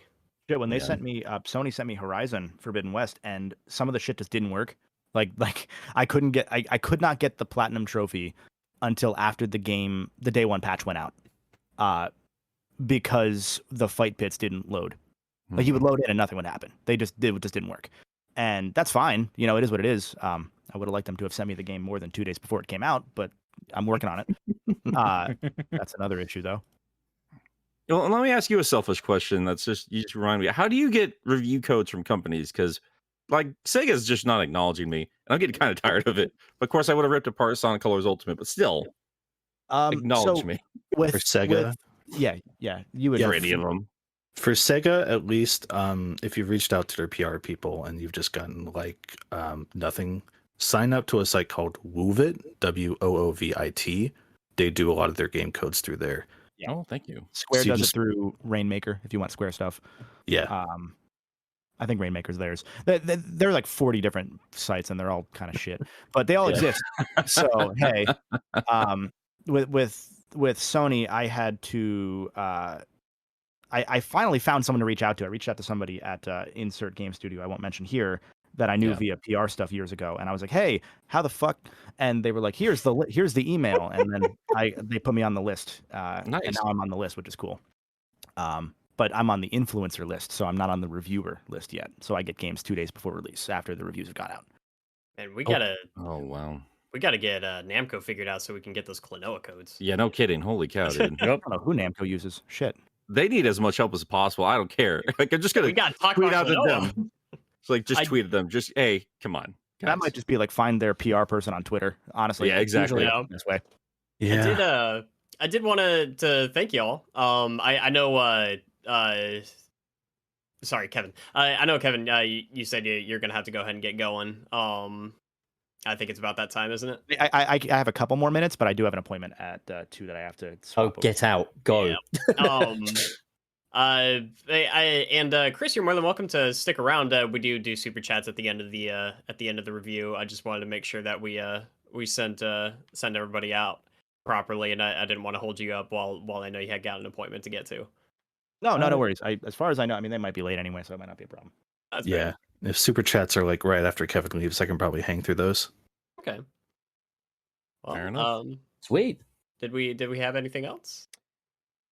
Honestly, I'm sure I had plenty, but I don't know what I missed. Either way, though, it's very nice to hang out with the both of you, even for 15 minutes. Yeah.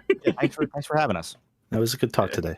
Yeah, no, it was a pleasure having both of y'all on board today. I'm sorry, Chris, if we didn't really give you enough room to kind of take the stage. No, it's okay. Kevin's a lot better at talking to me anyway. I'm just here for emotional support, you know. You both are, I don't know, man. Like you both are. I mean, I would listen to a podcast just of the two of you. Honestly, like you guys are great. Hey, Kevin, business idea? Let's go talk to these guys.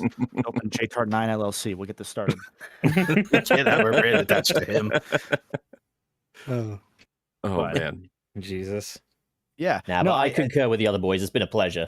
it really you. has. Yeah, it's always great because like I said, I'm still like a general outsider to Sonic, and that's where like I think Chris is one of the foremost experts for what that's worth as far as the series goes. Like he's my go-to for that sort of shit because he's just an encyclopedia. Yeah, even he's if I not- don't know it, I know someone who Yeah, does know yeah. it. If it's not so, you, it's one of your friends. So Yeah. it's one of those where like that knowledge is so valuable that it fills in all of the blind spots that I definitely have. Welcome to the I- inside. I hate this thing. Why is it like this? Well, it's like this because of this one production quirk that happened at one time on November 27th. That's pretty much how it tends to go when we talk about it. Yeah. It's my brand.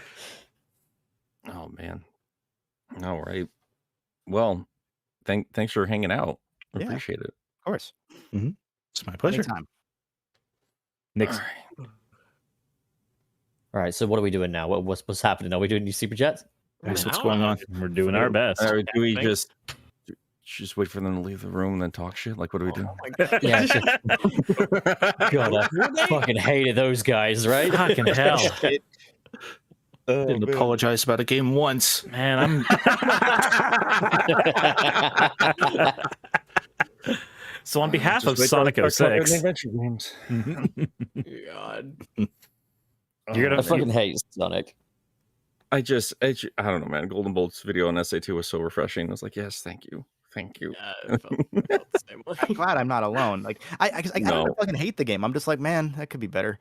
Yeah, I don't hate it either, but yeah, Well, like it's yeah, that's all anybody will ever hear, though, is they'll take the ultimate extreme of whatever your opinion was on it.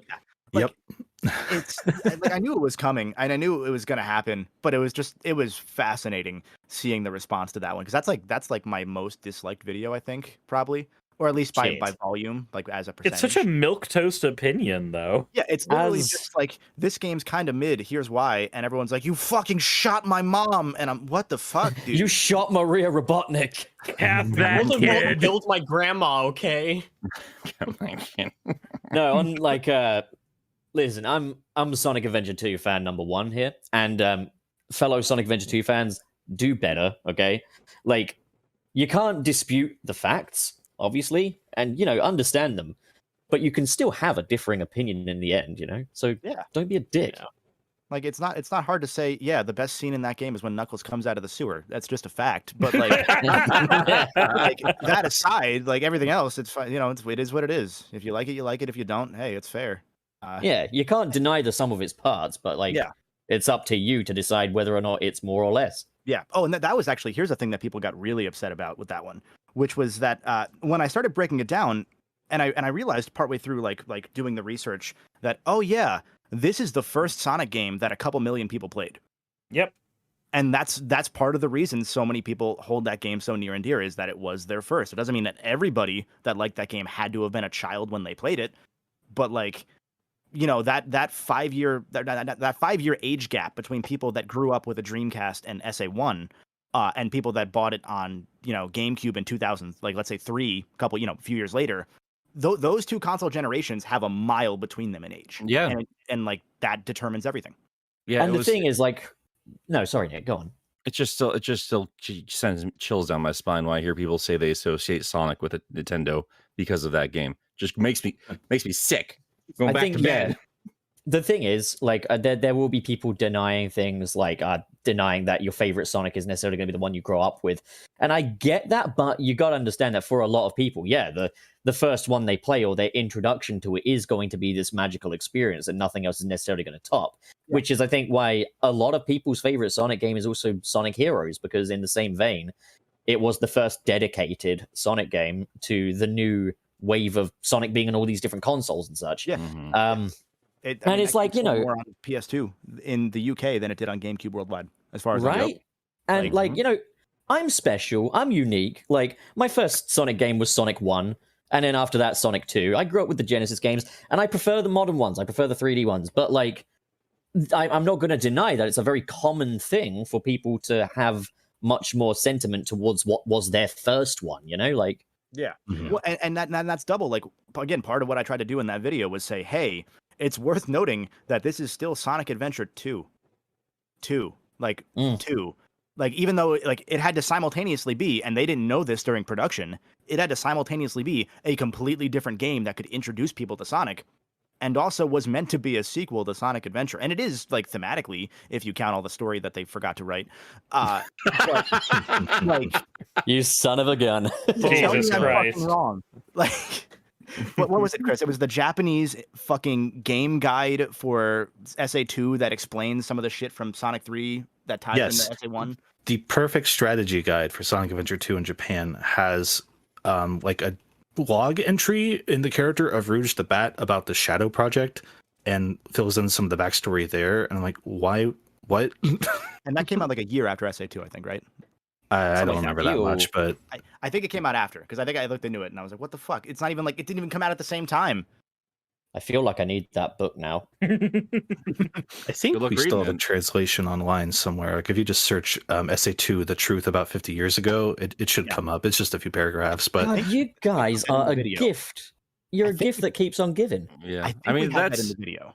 I always get so confused, like, when I did those character analysis videos, and then they say, actually, this one particular thing is like, this is never in the games. What are you talking about? And then, yeah. If you're looking It's at stuff like that. comic. Right. That's one of the reasons why I do think I would like to see a Sonic Adventure 2 remake. It's not just that I want those gameplay styles reimagined in modern stuff, and it's certainly not that I want modern Sonic Team covering any of that. It's mostly just I want to see that story reimagined in a way that is not done in full crunch. Yeah. To be Mhm. fair, I don't think that was. I don't think SA2 was done in crunch because that's, according to Iizuka, like one of the most fun times he ever had producing a game, if not the. So I think it's also just the fact that they had a lot of the groundwork done. Maybe. yeah, like 100%. it was like a little bit of that, and then also it helped that he did not write that game.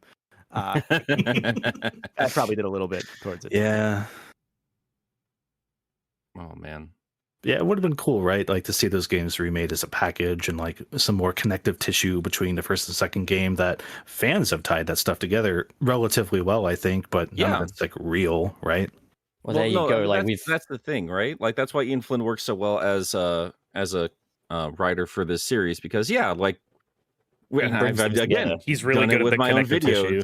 It's not even the I mean- the connective tissue wasn't like sometimes it's not even there, right? Like sometimes you're just creating a brand new narrative that does tie it all together, and there are enough elements in all these games in 30 years of just being all over the place that like if you're creative and smart enough, you can tie it all together. And That's, I think there would be a lot of fans that would love like some of those fan theories that Gerald Robotnik was on Angel Island or something like that, like making that canon. That would be a big deal for a lot of us. That's I think what they should follow Sonic Origins up with is like a Sonic Evolution or something. Little Spider-Man reference there for the collectors, but like like do that with like Sonic Adventure 1 and 2 on it. It's actually quite funny. You made a cool point earlier where you kind of said like Sonic Adventure 2 could have had a different name like Sonic Action. And I've always thought the perfect title for Sonic Adventure 2 if they were to do that would be Sonic Extreme. Because it just feels extreme compared to other Sonic games. It's the big explosive one with the fucking snowboarding down San Francisco and all that. It's just very extreme. You know, I don't disagree with that. And jumps in a rocket ship. It introduced rail grinding and all this like cool, wicked 90s whatever stuff. Yeah. Sonic Right. Extreme. I mean, like Extreme is still like more 90s, but yeah, you can still get away with it. I think It it's better has call to it be Sonic Extreme 2001. Like literally the Sonic 2001 is the Extreme. title. Sonic Extreme 2000. Extreme spelled with an X. You get Brought to Sonic you by Extreme- Mountain Dew. Sonic Extreme 2001 Battle. Sonic Evangelion. Let's go. And then we'll Oh. rename Sonic Adventure 3 to Sonic Monster Energy Adventure. I still think it'd be so bold of them to remake Sonic 06 and name it Sonic Adventure 3. That is my perfect timeline. It would also be completely accurate. Yeah. Bring in the Chow Garden, you're fine. That's the only thing it's missing. Yep. Oh, man, And that's space. I will end with that because that's my favorite part of that of the Sonic Team video is fucking Iizuka saying, yeah, there's no Chow in Sonic Heroes because we didn't want people to get confused with the Chow Garden. Or no, sorry, Oh, there God. were no Flickies in Sonic Heroes because we didn't want people to think there was a Chow Garden. Meanwhile, Flickies were in every fucking Sonic game. Double, meanwhile, there are multiple Chow in Sonic Heroes. Yeah. Yep. And they are Yeah, integral to the plot. I love the bit with Johnny where it's Yeah, and then he said there is no Sonic Adventure 3. Wait, what? Yeah, it fucking like that I had plotted out in my mind as soon as I started doing research. I was like, I know exactly which line I'm gonna make Ant do, and I know exactly which line I'm gonna make John do. And it was those two back to back. I knew I needed that. Where I it's, loved it. Like, Iizuka says, yeah, the Sonic Adventure series has not ended yet, so maybe Chow Garden could come back in the future. Iizuka, like a month prior, goes, the Sonic Adventure series is over. It's just, oh, I'm sorry, Maka said that, not that Iizuka. was so good, dude. Fucking also, stellar. what the They hell have kind no of idea series what the hell ends they at were doing. 2? What the hell series ends at 2? Yeah. Come A on, like, what is Valve this? series? Yeah, I was Sonic about to say Adventure, apparently. Sonic Valve Adventure. We're scared of the number 3, guys. Oh god. Then just make remember- Sonic Adventure 4. I won't be mad. I remember All first getting Google in the mid 2000s and being able to just search whatever I wanted, right? And like that Iizuka interview about the Avengers series not completing yet, that made me cope so hard. I was like, yeah, they're going to make a third. There's going to be another. They have always had that back pocket, right? Like hopefully they won't Sonic for us with it, but Oh, God. Oh, Sonic God, Adventure yeah, 3 no, made if by they- Imps. They will Sonic for us with it, but then they'll give us Sonic Adventure Mania and it will all be better. Okay, that's Still a not worthwhile ideal. sacrifice. I'd still take a Sonic Adventure 3 over a Sonic Adventure Mania, just for the sake of original levels. But yeah, I'll take this. I'll accept this. We already have Sonic Adventure More Mania. good It's a couple games. generations.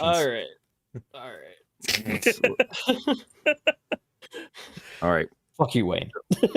All right. So I think Golden Bolt has vacated. I don't know. I am still here, but I think I have to go. I think. Okay. Get out. My other meeting is ready. Go So, do things for your health. Farewell and take care of yourself. Thank you. So yeah, thanks everyone who hung out in chat and everything for being nice and cool. I think mostly. I don't know. Probably. Thanks to you guys for inviting us on. This was a lot of fun. Yeah. Absolutely. Yeah, man. Cool. All right. Have fun with super chats. I will see you all later. Bye. Later, guys. Bye. See ya. Fuck that guy. Oh my god. Who was it? Golden Boat. Oh man. Ratchet this, ratchet that. Oh my god. Anyway, am I When is right, he going to guys? start talking about Digimon? See, now we're talking. Okay, Digimon. All right, yeah, let's get cracking on Digimon World. All right, so So I think my favorite Digimon is Pikachu. Oh my god. I'm going. That is also my favorite Beyblade. I'm definitely not wearing the Digimon fitness watch as we talk. I've got one of those little vital bracelets. I was telling Kevin beforehand because I was looking through your stuff and I was like, oh, I didn't realize Chris was also into Digimon. And he was like, yeah, I think he got like one of those Digivices recently. I was like, dude, I've got 3 on my desk right now. Like last night, I just finished working on an Omnimon model. Like, Okay, so you and I are going to get along great. Oh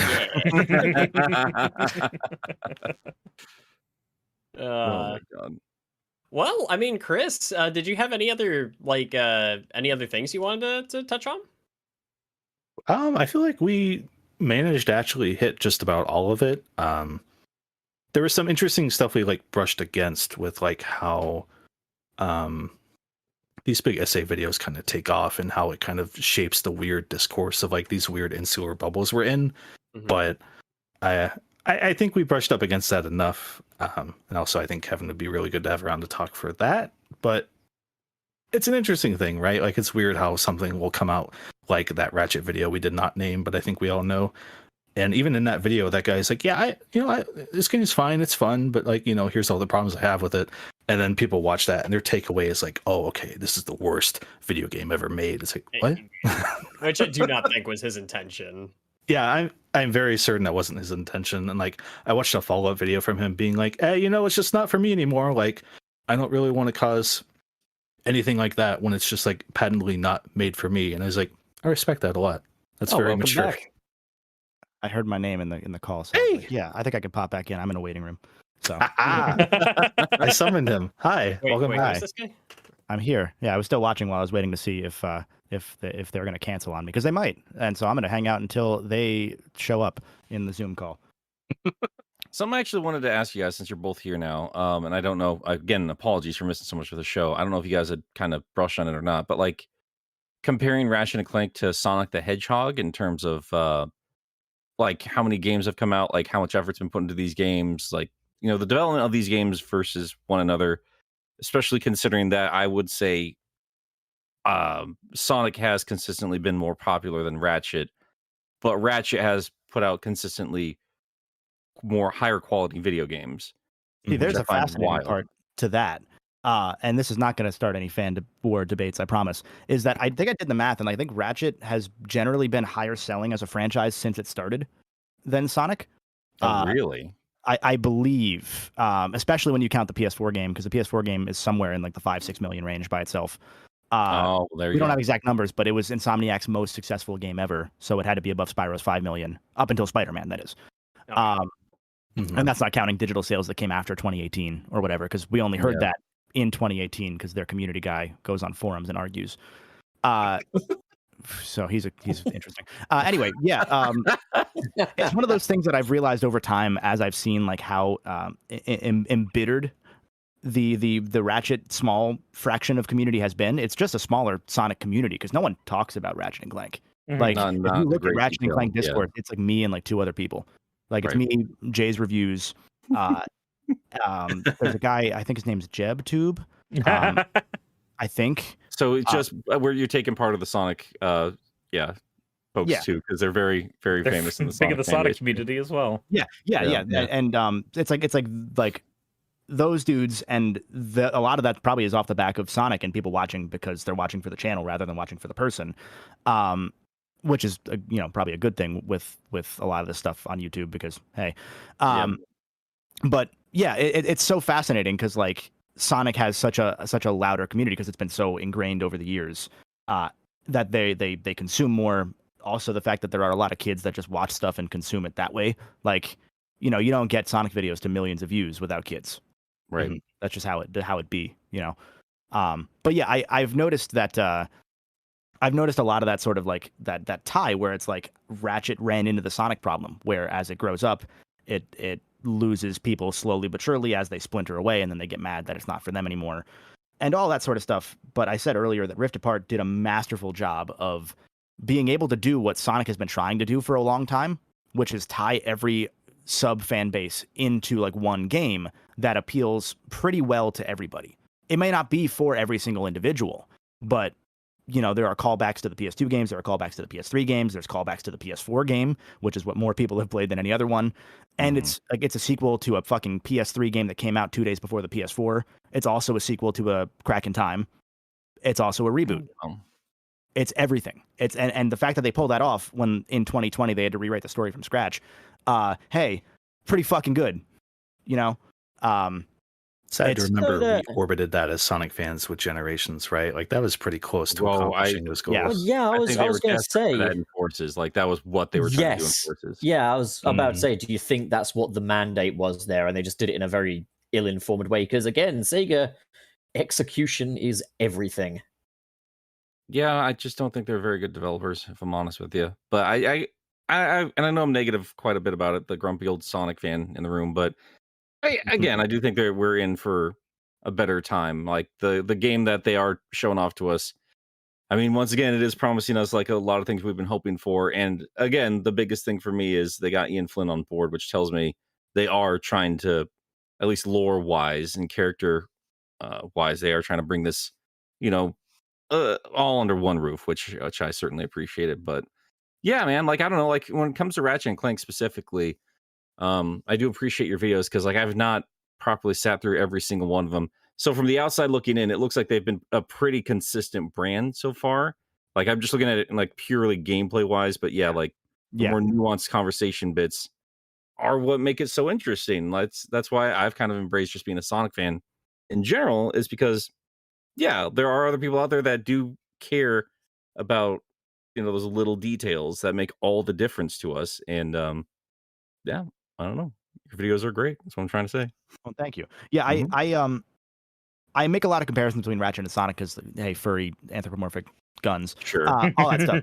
But like, I also like to me, I always, now that I've played Yakuza, fuck you, Chris. Now that I've played Yakuza, like that and Ratchet are like 1A and 1B in terms of these series don't fucking change at all.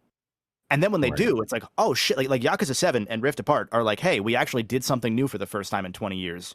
And it's like, might not be like quite there yet, but I'm fucking here for it, Like first Yakuza game I bought was Dead Souls. I was worried you were going to say that. I'm Oh so sorry. my god, you would. It's such a stupid concept. I had to do it, dude. it's That's fair. honestly perfect for the Yakuza series. It's just that it Yeah. came out at the wrong time. Yep. Yeah. Oh, Dead Those Souls. games are surprisingly great. I've only played a little bit of Zero, and I was just like blown away at what I was playing. I need to play through those games. There's a shot in 2, and so it was in Kiwami 2. I didn't play regular 2. I have it because, of course, I fucking do now. But I played Kiwami 2, and there's a shot where they do a crossfade, where it's like essentially they crossfade the background behind Kiryu as they do a camera pan, like rotating around him. Mm-hmm. That's in the original PS2 game from 2006.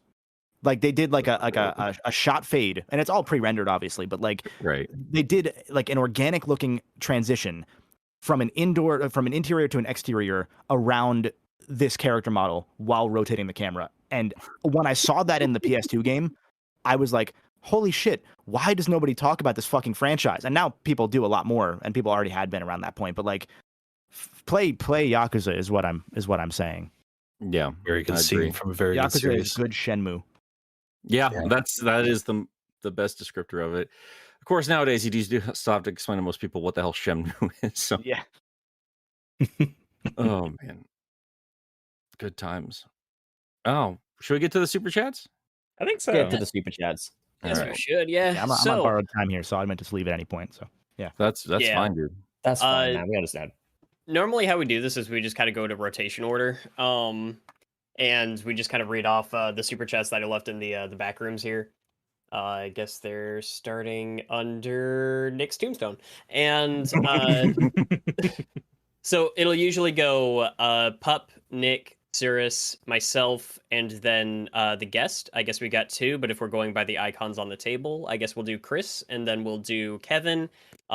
If you guys are up to reading off some of these, and and then of course Kevin, if you gotta like hop out at any point, it's totally fine. Even mid sentence, just Yeah, peace on out. It'd be funny. guys, I know about Sonic Adventure. Oh again. no, he's Harambe'd. Oh God! Don't my remind me of my heartbreak. You know what? We'll get your mind off of it, Pup. Is reading our first super chat. Oh, sure will. Money takes my mind off of everything. Oh, Okay, God. so first up, we've got Miles the Prower with $2. Says, if Tom was here, Sonic wouldn't have bad years. That's the truth. Like, all it needs is way more humans in prominent roles, and then it will be fine. A lot of bootlickers in the Sonic franchise. I'm just pointing out. I think he's talking about Tom Topics Oh, as a reference Yeah, to the that's amount a of joke. times that Are Tom. we sure? If are we Tom sure? if Tom Topics was here, we wouldn't be losing in Fortnite. I think that's what Miles is referencing. that is the joke, but I did want to make a cop joke. So Look, all I'm Nick- saying is the opening scenes of SA1 are police brutality against chaos, and I think it's kind of funny.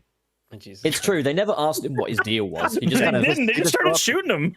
They go up He to just kind of chaos. came You're not down, wrong. and they were like, cap that chaos. Did he attack anybody before they just kind of opened fire? No, he just comes down just and he's like, standing there, just grooving also, on his own. like, yeah, That's all he's doing. a being made of water. What's he gonna do? Splash you? Do you think Try they to shoot hurt. at rain when it happens? Yes, those cops especially. Yes. Oh my How god. did Nick, we get here? You are up. All right, Harry Baker with £5. Mhm. Thank you. Question for me, Mykonos fan. Kevin. How do you say that? It's a funny story here. What is your favorite Sonic body pillow? I have a really good one of Pele the dog. It's very cozy and comfy. It's a little What did heated. I miss? You got his name wrong. He's Pele the beloved Oh, dog. sorry. It's implied with my body pillow. My bad. Beloved dog. I am the only one here with a body pillow. Fuck off. He's my favorite character. Do you want to reveal the origin story behind your name and its pronunciation, or no? Hi, yes. So, as we may or may not know, Mykonos is a Greek island. When I first signed up for Sonic Retro, and all the way back of March 2009, Jesus Christ, I signed up as my old internet username, which was Red Chaos Chow 94, as you do. And one of the admins was like, "Hey, we kind of have like a thing. We just don't want people to be called like Sonic characters, right? Because we have a fucking million of those." So I was like, "Okay." And I looked around. I was like, "I really like that Sonic Unleashed game. Apatos? No, that's the Sonic name again. Damn it! Think." So I googled Apatos. I was like, "Oh, this is a real place. Oh, it looks really pretty. Okay, I'll go by Mykonos, and I'm a fan of it." And I rode by on that, and no one's really put it together, I think, aside from like Kevin. So hey, The biggest elephant in the room there, though, is just what a weird policy that is for a Sonic website to have. So there's that. But my favorite part about this whole story was that if you go to early Chris videos, everyone called it Mykonos fan. And I realized while watching fucking American Dad, at one Yes, point, Roger says Roger. Mykonos, and it immediately clicked in my mind. I was like, oh shit. Oh, and so I messaged him and I'm like, hey, just a heads up, it might be Mykonos. you say it wrong, asshole. It's like, oh, That's God. that's how I knew out of the gate how to pronounce it, because literally the Roger thing. I can't even pinpoint at what point he mentions it, but I just know he says it. He mentions it like while shirtless going on vacation in Mykonos. It might have been Ricky Spanish. Yeah, no, it was definitely that episode. My God, that's awesome. That's awesome that you know this. Jesus. That was a deep cut, man. That was amazing. It goes so fucking deep, and I love it so much. I think due to Kevin, that's on the Wikipedia entry for Mykonos now as a Yes, reference. Chris has been on Wikipedia a couple times, and they banned me from putting it on there again, because I put on famous YouTuber Mykonos fan and takes his name from the island. They took that off, so then I made the American Dad reference, and then I made Apatos as part of the reference, and then I was like, that's also why Mykonos fan. And it seemed like and then they were like, no, hold the fuck on, no wait. Let's just retcon it. He just really loved that one moment in that American Dad episode. It was a good episode. We're gonna get it there. It's gonna get there, and it's gonna stay there at some point. Chat, you know what to do. Yeah, mass bum rush Wikipedia. Think about Don't it. tell them we laugh. sent you. Just like all the Can't other know. weird things that originate from this show. Don't tell anybody where you figured it out. I'm waiting for one of our guests. Like, just saw that stupid Weezer rumor or like the Sonic NFT. Just like midway through a conversation, go you. Uh, Oh my god. Well, the next it's gonna happen one of these days. Fucking Nick Milk. Yep. Milk. I can't wait for a similar thing. There's a streamer who's been forced to be indoctrinated by Sonic content. He has no idea that I sent all the people there to make it happen. My God. Okay, I think I have to go, boys. Have fun. Alright. Hi, Kevin. Farewell. Kevin. Hi, dude. The next All one we right. have is from Trey Nobles. Thank you, Trey. For My husband. for $4.99. Sometimes I still hear Trey Nobles' voice in the void. Rip in peace.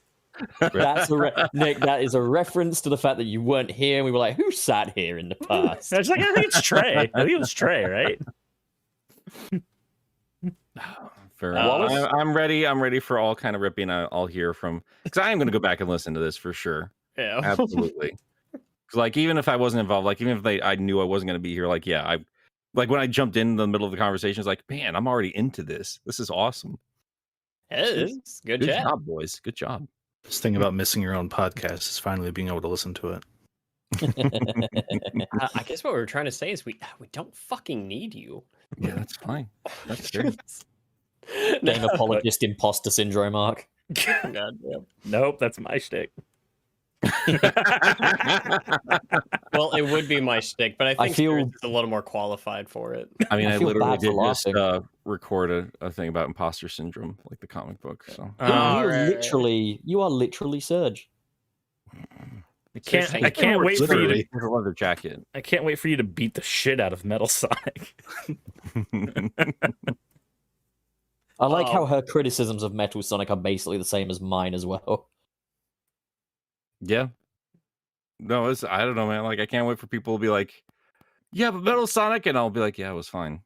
I don't know what to tell you. That's It's a the fun fight. People are very hard I on the haven't comic. read this. Right. fun. it's time for Wallace, are you Wayne. up? Huh? Wayne's turn. Wallace? What? Well, I tried to read it a couple of times. Nobody would let me. Well, now's your Yeah. chance. So Anyway, stop we got- blubbering about that and fucking read it. Shut the fuck up, pup. Shut the fuck up, pup. Anyway, I'll fucking Wayne, go ahead and Wayne. talk. Just talk, man. Stop embarrassing me at the dinner table. Phoenix with 5 pounds. Off topic, but I would kill for a Sonic game in the aesthetic of Jet Set Radio. It would basically be Sonic Adventure 3. We need more urban Sonic games for real. Yes, I've we been do. going on for weeks about how badly I want like a cell shaded style Sonic and how well I think that would fit for this franchise. Yeah. Well, it if was he called wants- if he Sonic wants to- Shuffle. If he wants to kill for it, we'll start with you, Wayne. You listen here, young man. I will turn this fucking train around. I was Do so it. disappointed with how Sonic Shuffle being as shitty as it is, because I really do like the cell shading in that game. It does look nice. It's another thing of Sega throwing the baby out with the bathwater. There's like, man, like early 3D gaming cell shading. It just hits different, man. Oh yeah, dude, the Family Guy video game on the PlayStation 2. Now that is a video game. God. I guess Wind Waker's pretty good too. I love so. No More Heroes 1. I guess Wind Waker's a masterpiece. I Whatever. guess I it's kind of one guess. of the greatest games ever made. or Yeah, something. that's whatever. Family Guy too hot for TV. That's No, gonna that's be that's our key. Liam Triforce will be on the next episode solely because we said that. There we go. All right. Well, Chris, you got the next one? Yes, I'm ready. We have 5. Oh God. Okay, I'm not ready. Pounds? Euro? They That's look a, like L's. I call them licks. 5 licks. it's Yeah, a we got- pound, guys. Come on. We got 5 licks from Adzinko, who says Bolton. Okay, well, here's part of why I'm confused. Bolton with $5. What? Says being broke won't stop me from forcing you to read my tomfoolery. Are they quoting someone who uses dollars? So Boaton's Extreme a friend Boaton. of ours, but it seems that Adzinko has written something on Boaton's behalf. Oh, okay, that would make sense. Got it. What a weird thing to do. Sure, it wasn't referenced as something you guys were talking about. We do have those every now and then. Hmm. Oh no, I know what it is. Boaton would have sent a super chat, but is broke. But that won't stop her from forcing us to read her tomfoolery Fair enough. because she's got Adzinko. I'm glad you two have each other. That's so cute. Anyways, so Certified Nobody sends $2. Says Sonic Adventure 2 is peak Sonic and easily surpasses Sonic Adventure 1 in my opinion. An opinion that I do agree with. Yeah, I that's a cool Don't. bad opinion there, buddy. That's- I think the question has to come down to surpasses in what way. If we're talking about in scope, not really. I don't No. think. No. It goes to space, dude. Yeah, but it also nixed Hub World, which is like scope is not just about hey, we have a couple extra locations, and it's also the breadth of things the game does with what it has mechanically. Fight. Yeah, that's a nice argument, buddy. Did God Ben Shapiro give it to you? FA1. What I'm going to say is I'll see that and I'll raise you this once again. Space. All right, Watch- cool. Sonic Advance has better scope than Sonic Adventure 1 because they go in space. No, shut up. Has better scope than any of them. So who gives a Okay, 3D space then. Ah, there's that goalpost Oh, move. there Sonic it is. Forces. So Sonic Forces beats out. But here's the thing. Here's the thing. Yeah. No. What is it? No. Just think about it, okay? Right. Anyways, moving on. Ah, okay. Nick, you are up with my chummy chum way past cool kid. With $5, thank you. Say what you will about the dark years. I found ways to have fun with every one of these games at the time of their releases. For whatever it's worth, it is worth more than I think a lot of people let on. But I think here's like why I've been holding off on the adventure game analysis specifically, because I do think it's important to talk about all sides of that. I mean, from my perspective, I didn't like those games. Thought they were bad games, especially compared to other video games out at the time. But something I've also said in my own videos, like way back with like Jurassic Park SNES, right? Where it's a top-down game. You can relate it to Zelda. You can relate it to Doom. But as a kid, I didn't want to play Doom or Zelda. I wanted to play the dinosaur game. That's the thing I cared about. And yeah, it's not perfect, but it's got the dinosaurs. And I want to be run away from the T-Rexes and shoot the raptors in the face. Like, there's things you can love about it. Like, you're not a game reviewer. You don't need to deeply analyze every little thing about it. You can just love this thing. I don't Mhm. understand why Jurassic Park and stuff was so exciting to you as a kid, because when you were a kid, you could just run away from dinosaurs in real life anyway. Cha-cha-cha-cha. Well done. Well Get done. it? Because he's old. I got it. Come on in, Dude, sir. You're up. I would love to see a proper dinosaur. Oh my god. Well, just look in You've the mirror, already. then, buddy. I keep walking Wasn't into funny. it. Why did I man. laugh? I just keep walking into it. Nick, you've already looked at a proper dinosaur and you've eaten one. Chicken. That's true. Actually, that is yeah. the closest living relative to the Tyrannosaurus Rex is the chicken. It's so lame, isn't it? What a downgrade. But It is, but chickens are pleasant, both in taste and just as the animal. They're just fun. I like them. I do like them a lot, but it is still a downgrade. Cyrus, Yep. you're up, man. You've got Sony. Sony, thank you With- very much for the $6.99 nice car. Sonic only had his Dark Ages because he didn't have Zavok. I don't know why I didn't Ready for expect it at this Zeddy. point. I That sounds don't like know. Sony. I don't know why I didn't expect. Sony, fucking, just I go back to appreciate- making Morbius. that the only one and only Zavok fan, because I'm of the opinion there's one and only Zavok fan out there in the world, and he listens to our show every week. Can I? That's quite a get. Can I Yeah. please start healing my friends? No. I gotta admit, Sony, though, like there's enough in my head where I could do a Why Zavok Matters video, like a genuine one. Do it. I might do it. Do it, Do coward. it. watch that. You'll lose a friend in the process, but I'm not going to stop you. You literally have stuff you need to do anyway, and that's perfect for that stuff. Yeah, get that sponsorship money and then give me some because I deserve to have money. Man, I wish I sometimes I'm looking at all the messages I missed from you guys, just ripping me apart. I was thinking, like, man, wouldn't it have been funny if I was dead? Man, they Oh would've my felt like god, such that would have dicks. been funny. It was like, oh wow, oh man, we sure got us, huh? Oh, that Nick. You go live next week, but the Tombstone graphic is accidentally still on. You're like, oh, that's in bad taste. Oh. That guy's dead. Mm, I think fully those are expect- flowers on the grave. Oh. I fully expect when I die and you guys replace me that I need a gravestone in the background at all times, or at least just like slowly panning by in the background. You see, We'll just have you with like little strings and little sunglasses over your dead eyes, and we'll just pretend you didn't die. well, I should bring you more of an audience. I'll tell you that much. Wallace? I would bring some eyes on us. Anyway, we got Aiden F with $10. It's ironic for me that the bad years are what made me like Sonic in the first place. Side note, do you think the Sonic cycle could die with Frontiers as some people have predicted? Happy Friday. No, the Sonic cycle will always be there because not everybody will be happy. It doesn't matter how good the game is. I don't even know if the Sonic cycle is relevant anymore because like the original one talks about like his friends and stuff like that, and like I don't know if that's actually been a part of the conversation for the last decade or so.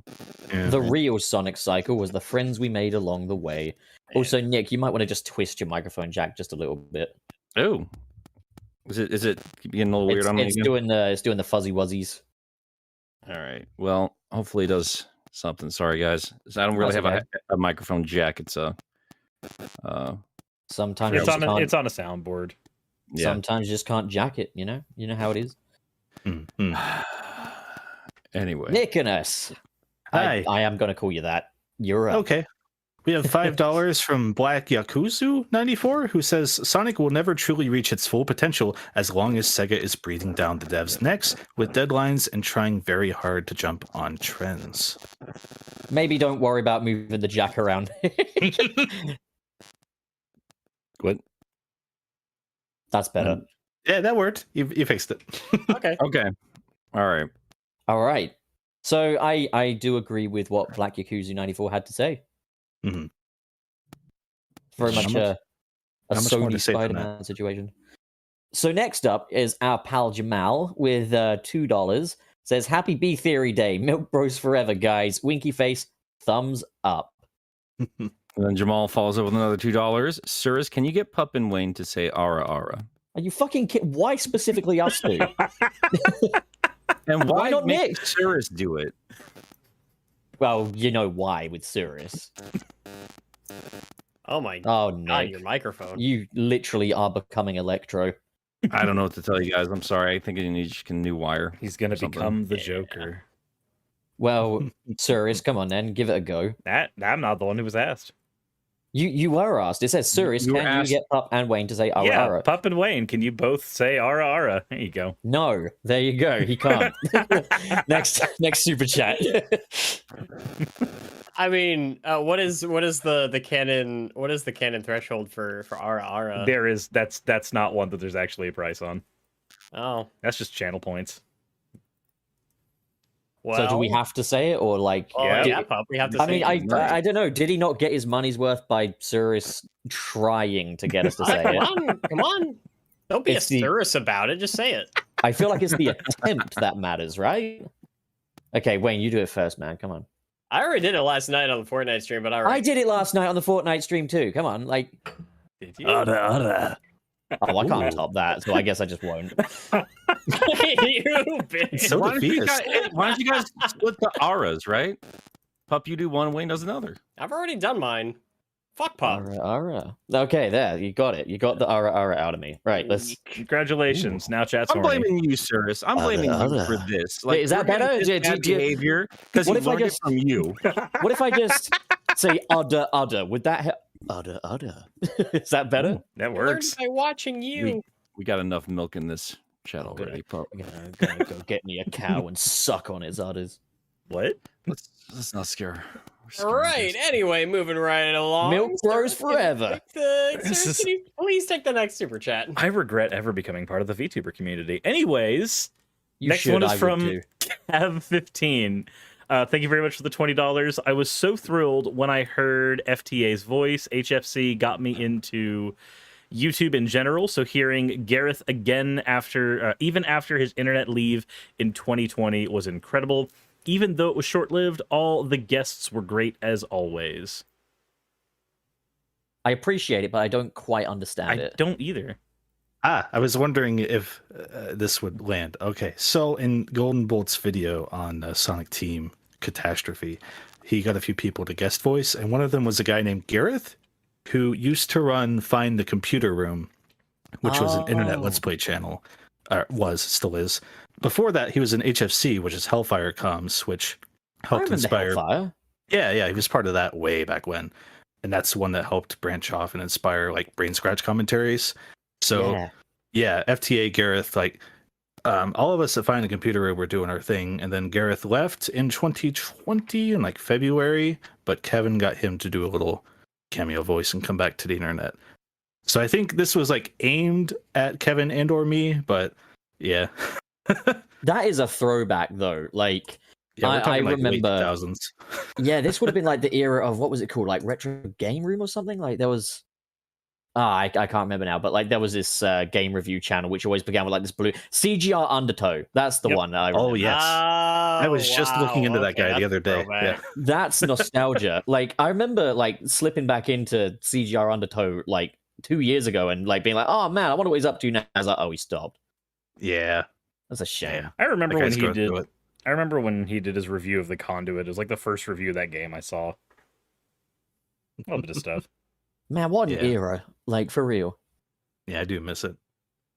Well, you are up with Sergio Fonseca. Yeah, we have $5 foreign from them. Thank you. Foreign, are you kidding me? That's love that. euros. Are those the Yours. links? That. Oh, yours. Okay, yours. Yes. Yeah, One yeah. advantage Ratchet and Clank has is more cohesive gameplay. They didn't have to innovate a lot on that for Rift Apart. It's just been fun. They mean Rift Apart, of course, but that made me laugh. It roughed up. That is true. They don't like go back to the drawing board very often, if ever, on Yeah. Ratchet. They kind of just like, oh, this works. All right, let's just do it again, but a little better. Ratchet and Clank Rafflecopter. Swa, swa, swa, swa, swa, swa, swa. Sorry. Also, I was supposed to take that one. Thank you, pup. Fucking idiot. I just do what I'm told Yeah. like a good boy. I Did don't you know. not read yours for the? Oh no, you didn't. You didn't No. read Captain. yeah, Well, why don't you then read for Xander? I will do that. No thanks to you. All right. Bitch. We got Xander Johnson Carr with $100 goddamn dollars.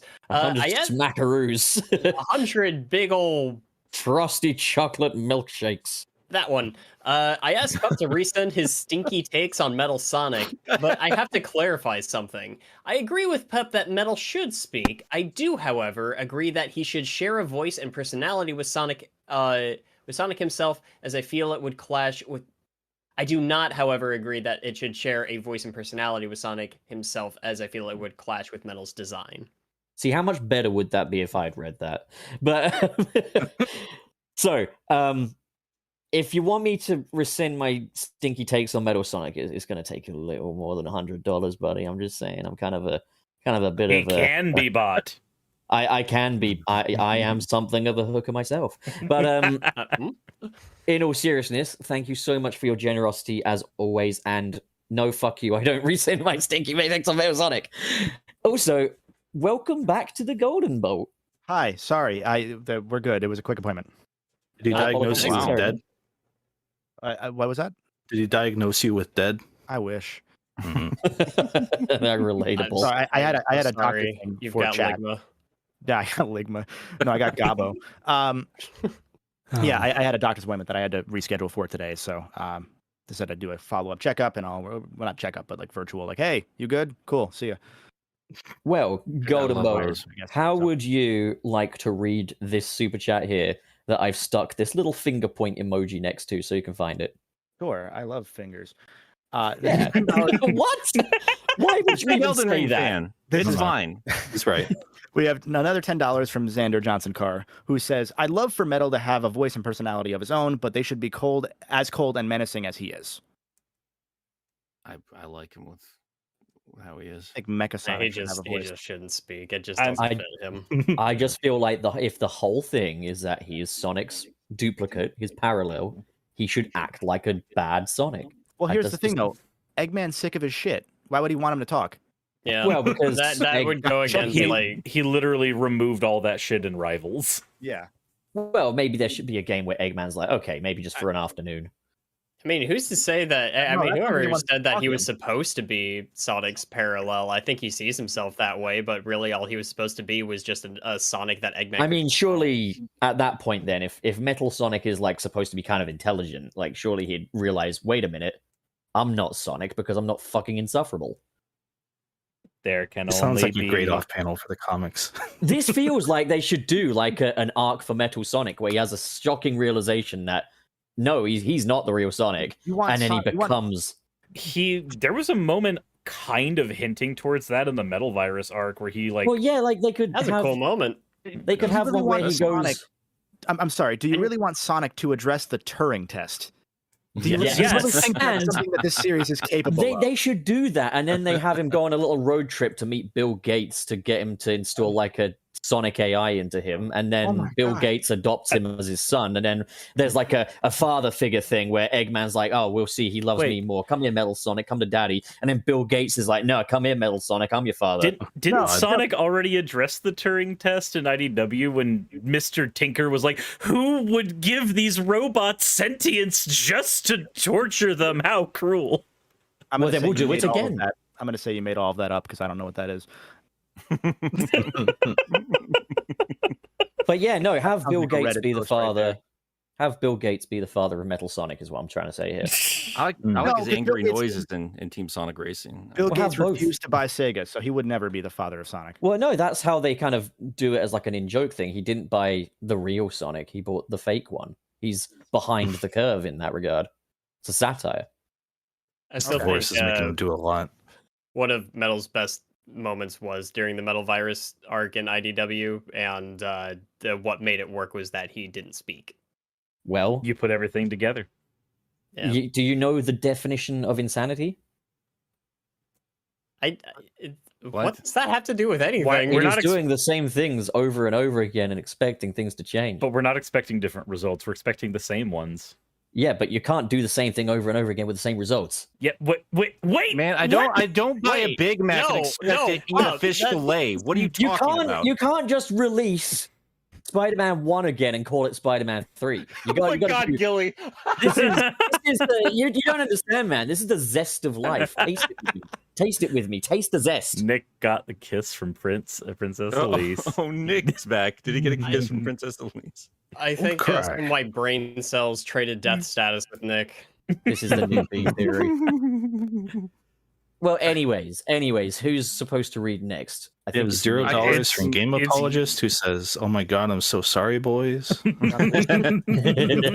$5 more from the apologist. For these Imagine a- used tongue. Imagine apologizing and not giving me any money. What are you doing?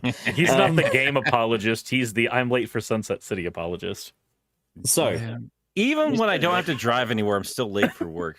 fucking hell. Okay, I think Black Yakuza really wants his super chat read. Yeah. All right. Black Yakuza 94 with $5. Is it not me? No, you took Wayne's turn. It is my turn.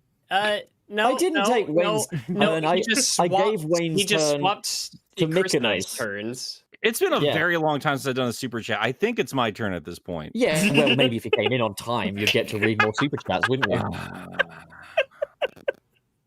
Yeah. Go on, right. Nick. Go on. No, I'm going to let the baby have his bottle. Go on, Nick. Oh my god. You can do it if you want to do it. No, go on. I no, know, you want to hold up every No, come on, single no, goddamn no, Nick. conversation. Go for it. Who's holding it up now? You're the one that's God. got to read. Come on, read the Bubsy. fucking thing. Gotta say, I love having Golden Bolt here. It's so refreshing to have such grounded and logical understanding without years of cynicism. Yeah, that's it. You read it, you little bitch. Go on. Well, thank you. I appreciate that. I'm gonna- Man, like, just be as bold as you can now before you live with me, young man. I will fist you Oh, in the eye. I watch. Those are certainly words. can. They were said. Yeah, well done. So, Zurus, you're up with Uh. my friend here, way past cool kid. All right. Way past Cool Kid, thank you for the $9.99. While watching Sonic Movie 2 for the second time, I realized during Sonic and Knuckles beach scene that Knuckles is addressing the Sonic character, fan base, and franchise. No, it's Republican and Democrat, God damn it. Go on in, Wallace. You take up the further elaboration. Let's see. What? There's a further elaboration on that from I Wade. think We've we got need quite a few. You guys want to take a vote and just like agree to not let Pup guide the boat? But he's Sure. literally up next, though. Like, this is. Yeah, but like under your leadership for the last 5 seconds, I realized I want a revolution. Says the guy who fucking sank the boat in Sea of Thieves, might I add. Yeah, but Just that a game couple is shit. times. So hey, How can you say? How can Cool. you say that? that game is bring your own fun, and there's no fun involved in the game itself. Well, yeah, that's the say it. real Sea of Thieves. Yeah, Was you the could friends just- we made along the way. You could just get on Discord and have more fun than playing Sea of Thieves. But it could man. it could enhance the Discord. There's a experience. reason I haven't wanted to get on. I own that game on disc. I can say this shit. Wayne, you got to make your own damn opinion, okay? I just gave it to you. No, come on, you little sheep. Play the game for yourself. My And read the Talking gosh about darn sheep. super I chat. have paid my dues to sheep. Wait. What? Yeah, you Golden Bolt, when's the fucking- last time you played Sea of Thieves? you Was it Welsh man? Chris, was it last year or 2020? We played. I think last year is when some of you guys were poking at it. Yeah. Yeah, 'cause It's evolved. It's we- gotten better. I'm sure it probably allegedly has, but like, I don't know. We played it relatively recently, and it was just, man, this game's the fucking same as when it came out, and it's still dreadful. Look, man, I just like to drive the boat. I don't know what to tell you. Go to an island and kill some skellies, and then come back, and that's it. You get loot, I guess, but it's not useful for anything. Like fucking Destiny's more fun than that game. Yeah, it's a good I game. even man. joked to the instigator in our friend group like last night, like, "Hey, do you want to play Sea of Thieves sometime?" And he just solemnly was like, "No, man, I haven't played that in months." I was like, He was the "Oh, one that that- was into it. yeah, that told me everything I needed to hear." I was Well, like, "Okay." no, all I'm hearing here is that you guys don't have the swashbuckling spirit. No, we were doing some dumb shit. Like we were on our bullshit during that whole playthrough of Sea of Thieves, and then I'm just sitting there like, man, I've realized I've had less fun than if I had just sat here. The best thing to do on it, the best thing to do is just drink a lot, get really drunk, and then vomit on your friends. That is a fun way to play. IRL? That too, yeah, that's actually even Yo. more fun. Chris, too many games. Let's go. Yo! Hey, you guys there. Vomit Good time. Airbnb, baby. Wayne gets wasted 2022. I look forward to this less and less the more we talk about it. Wayne, for real, man, for real, you gotta read Way Past Cool Kid's elaboration on her previous super chat. My You God. are up, my we chum. got way past Cool Kid with 1999. How did you keep going forward despite failing again and again? E.g., all the bad games. With Sonic's, I didn't fail that much, representing those diamonds in the rough parts of those games that people latch onto. I You can could see what she's saying. Yeah, I did not catch that at all. That's I don't know if it's deliberate. Like a lot of the things in that movie, I don't know if it's deliberate and meta, but like, I feel It's like the certainly- references are more clever than the script itself sometimes. I don't know what you're saying, man. It was the most clever movie I've ever seen. Oh man, Anyway. play the wedding scene. Fuck the wedding scene. Look, No, man, I'm not that- going to try and defend the wedding scene. That 40 minutes of wedding in that movie is the most incredible shit in cinema history, and I will stand by that. It was That 10, shit was it was stellar. it was 10 minutes, Bolt. I It was don't. 10. It felt like 40, and it was stellar. It had the value of 40. Yeah, It's like They packed so much in there. 40 for the price of 10. Between fucking future husband with his buff ass fucking jock friends, all shirtless, hugging and popping Chardonnay, and then Tom going, "I wish Sonic had that." Like Oh, see, that's more than 10 minutes. Yeah, like peak cinema, Instant peak cinema, and then the completely self-serious wedding. I don't want to spoil it. I don't know if everyone's watched the movie in chat, but the completely self-serious wedding angle and the way they play it straight and then never reference it again, fucking incredible. That is the I most just- Sonic shit I've seen in my life. now that you Oh, mention it, I'm man. just upset that it didn't end with Tom giving Sonic a little pat on the butt at the fucking baseball thing. You know, truly alpha male way of bonding. Oh God. Should have had Knuckles take his shirt off.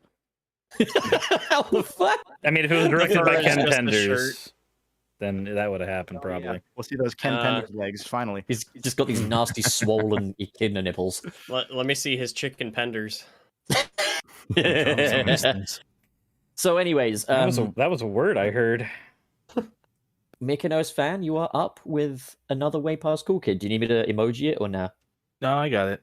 We have $19.99 from Way Past Cool Kid. Again, thank you on their behalf. The message of found family and you don't have to be alone anymore should be a calling card to the fandom that we should bond over the fact that we all have wacky Sonic opinions and celebrate the blue blur in our own way. Agree. Unless you like Sonic Forces, then fuck you. And you should go away. Yeah, you stupid kid. The sun is shining in the sky tonight. Do I Okay, look, well, that sounds a banger, but other do than I that- look like a fucking kindergarten teacher? I'm not talking to Sonic Forces fans. Oh my god. God damn. Jesus. No, but I agree with the sentiment deep down. I do. It's just, as a Sonic fan, I might not have to be alone anymore, but being alone is all I've ever known, so I think I just want to keep it that way. This is kind of selfish, but that was another one of those lines in the jacket and a couple other things. I was like, they watched my videos. These sons of bitches. They watched my fucking videos. That's how I ended like my very first Knuckles video was that line. That piece of shit, Jeff Fowler. Why didn't I get an invite to the fucking premiere? Piece of shit. It is possible that other people might understand these characters as well.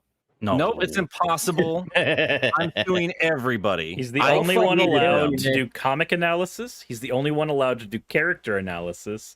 He's the only one allowed to talk about classic Sonic. Yes. So, all okay. these things. I'm making Ken Penders jokes at this point. Golden Bolt. You're up. Sure, do you want me to do the next two since they're kind of this related? Sure, go for it. Okay, so we have two separate $1.99 super chats from Way Past Cool Kid again. Thank you. And they say, call for unity, not calling card. Sorry, I'm high. Followed by rallying cry. That's what I meant to say. Oh, that's perfect. I smell marijuana.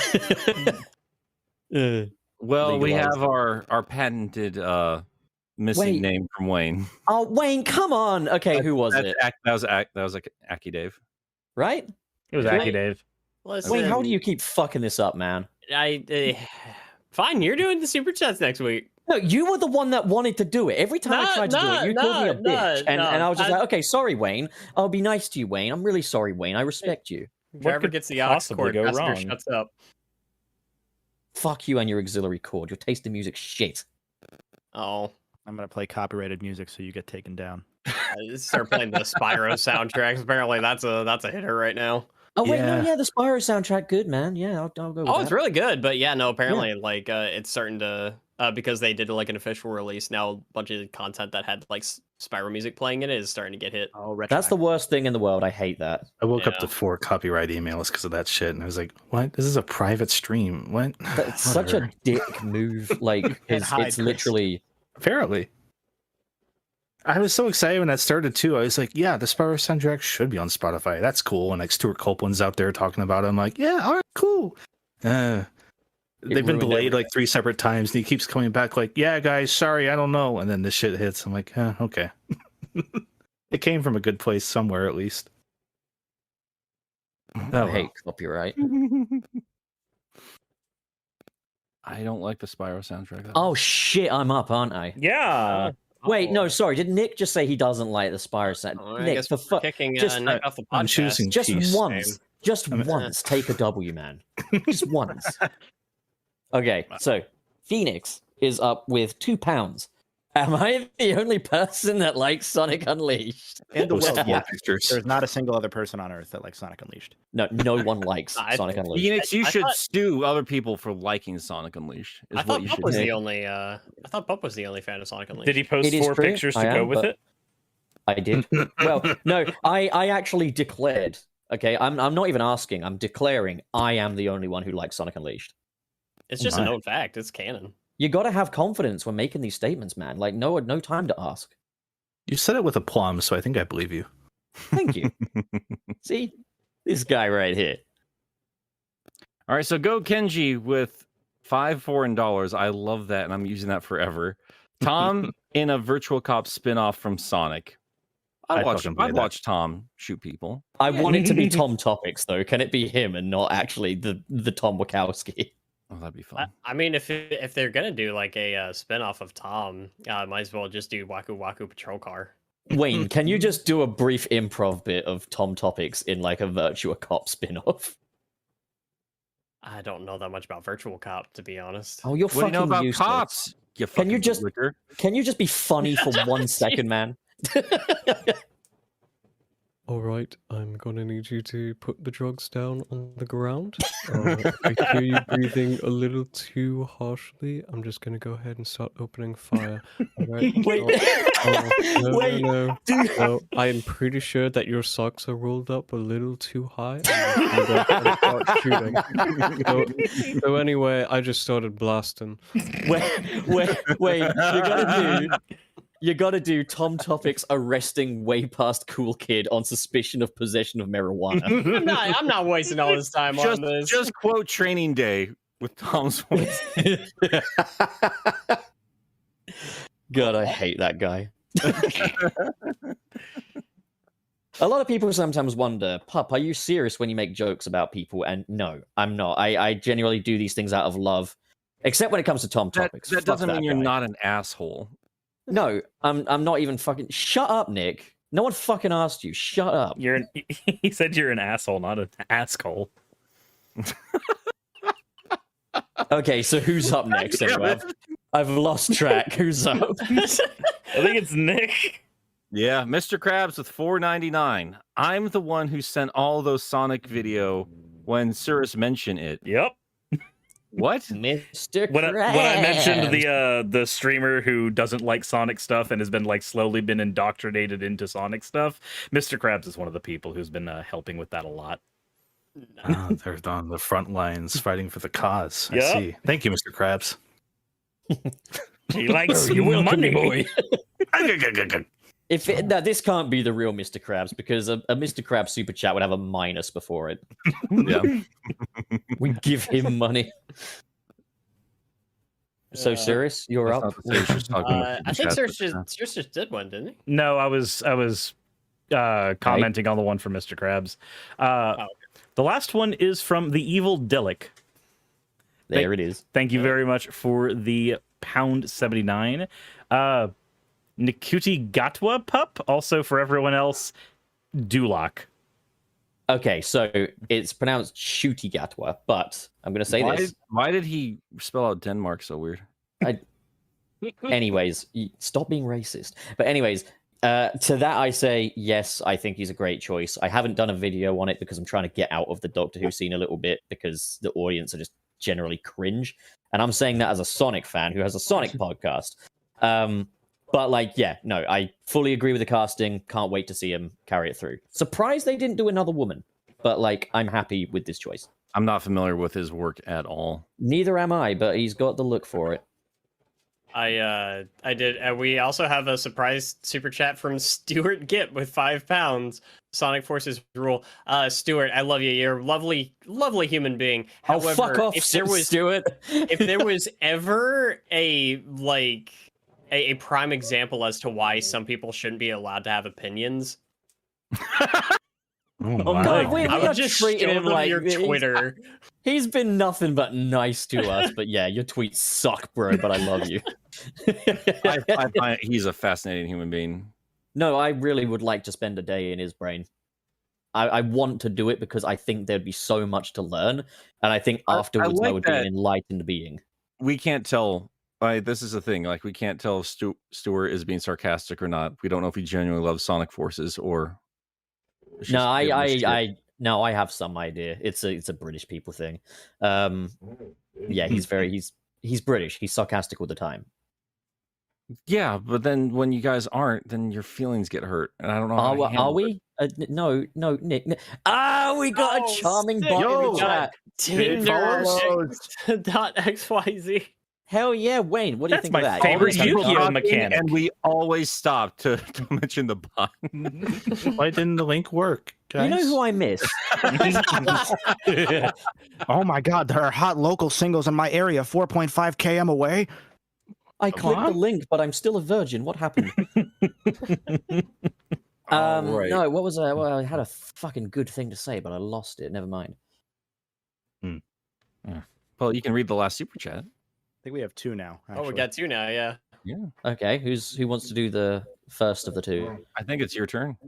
Okay, so the Evil Delic is back with £1.79. Last super chat. What do I do now, Mickey Mouse? I think that's a call for you, Cyrus.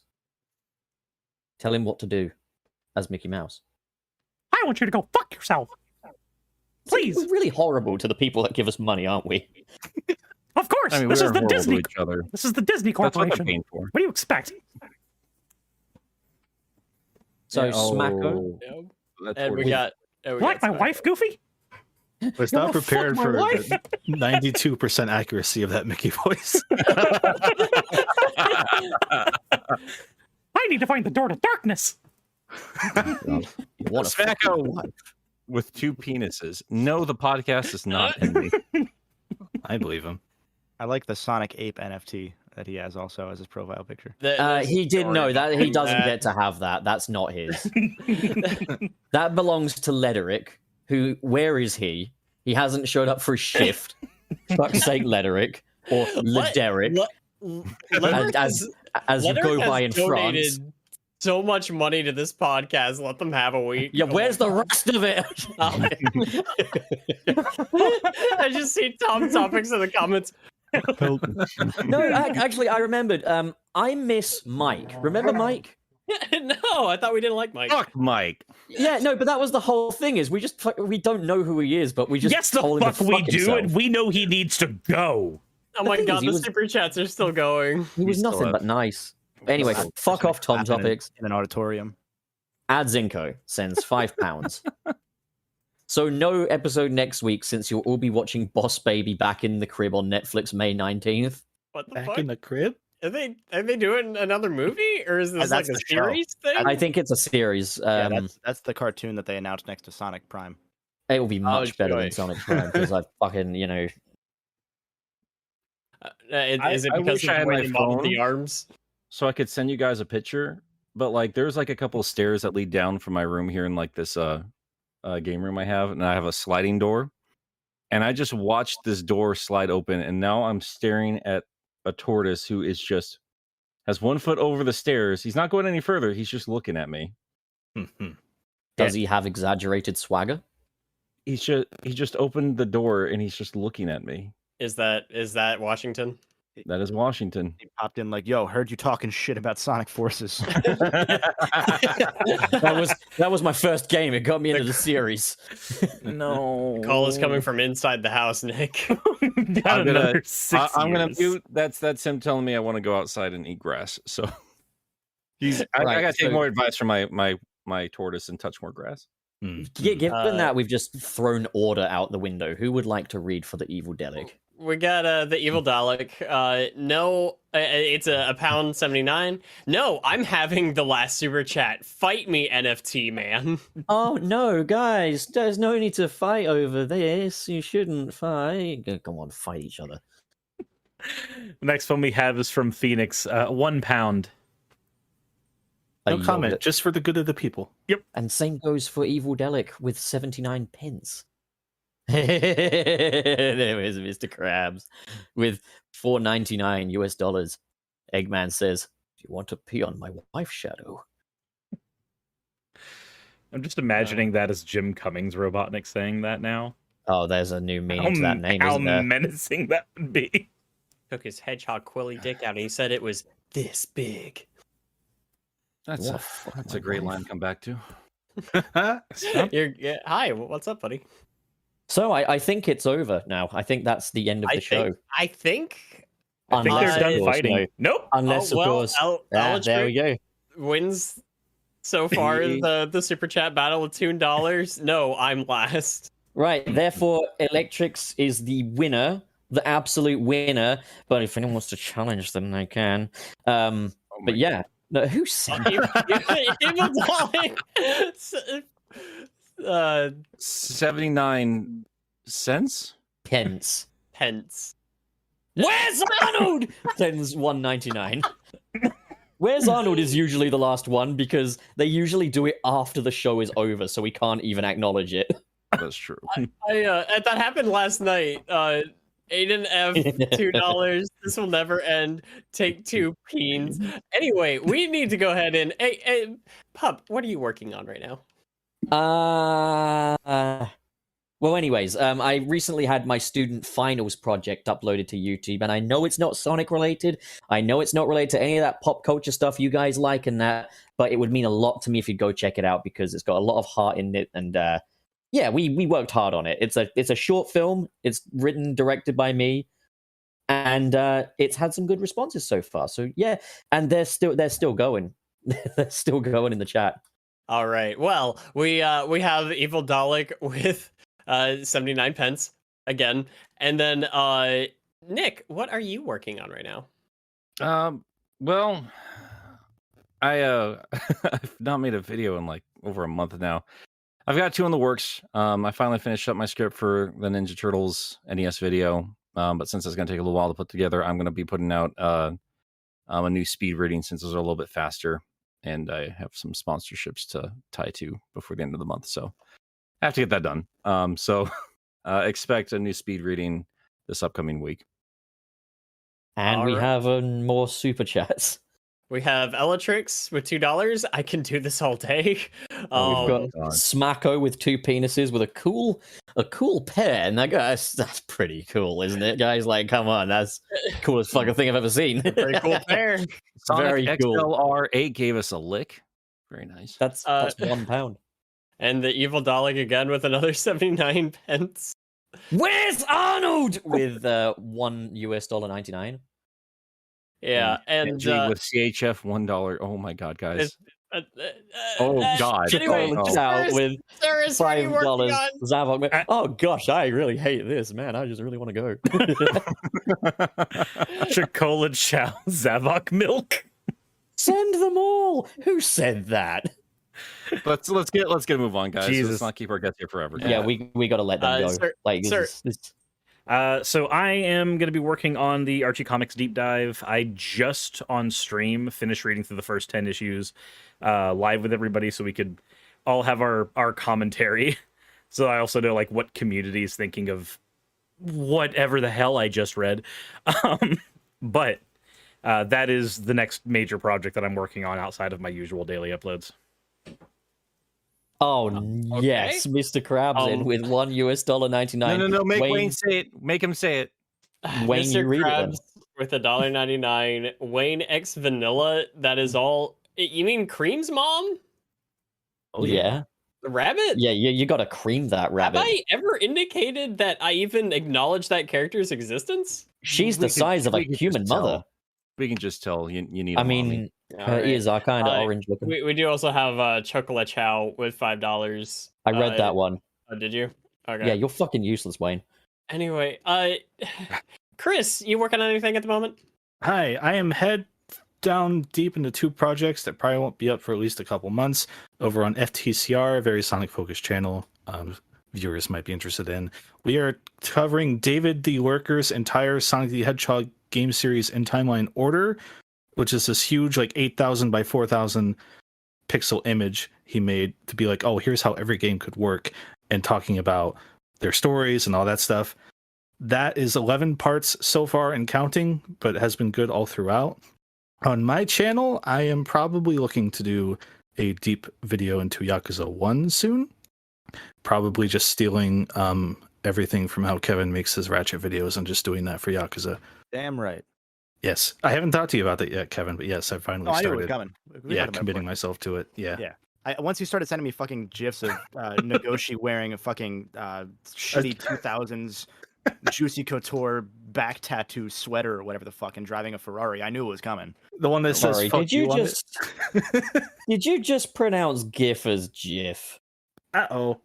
Kevin, what are you working on lately? From the great Dr. Hobo. Hi, the first time in Sunset City. Question, if Sonic Movie Pass 3, could they redesign a villain like, I don't know who that is, into being an owl like Longclaw instead of a troll? Ixis Naugus. I mean, like, you could. It could work.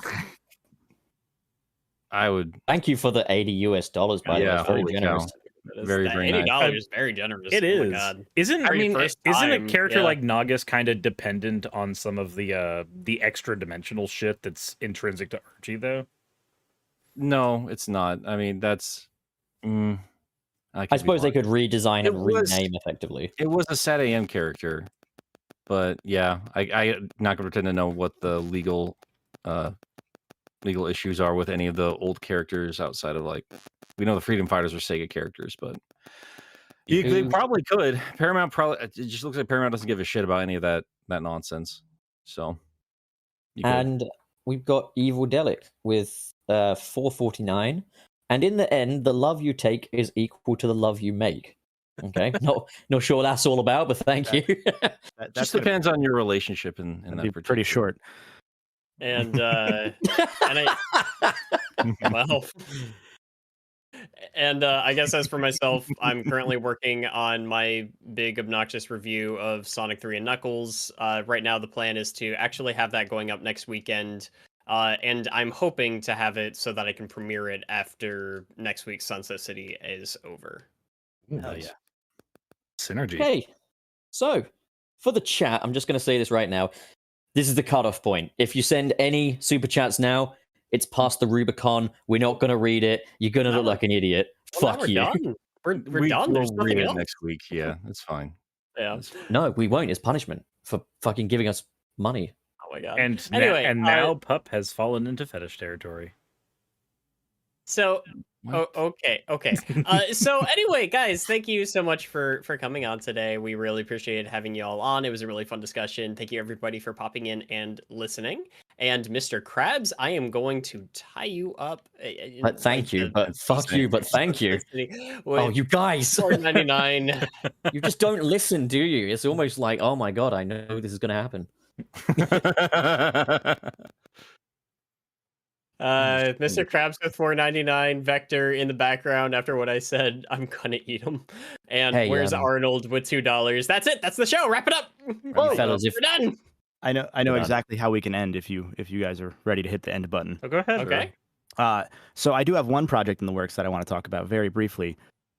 Tentatively titled "The Lost 14th Croc Game." End stream.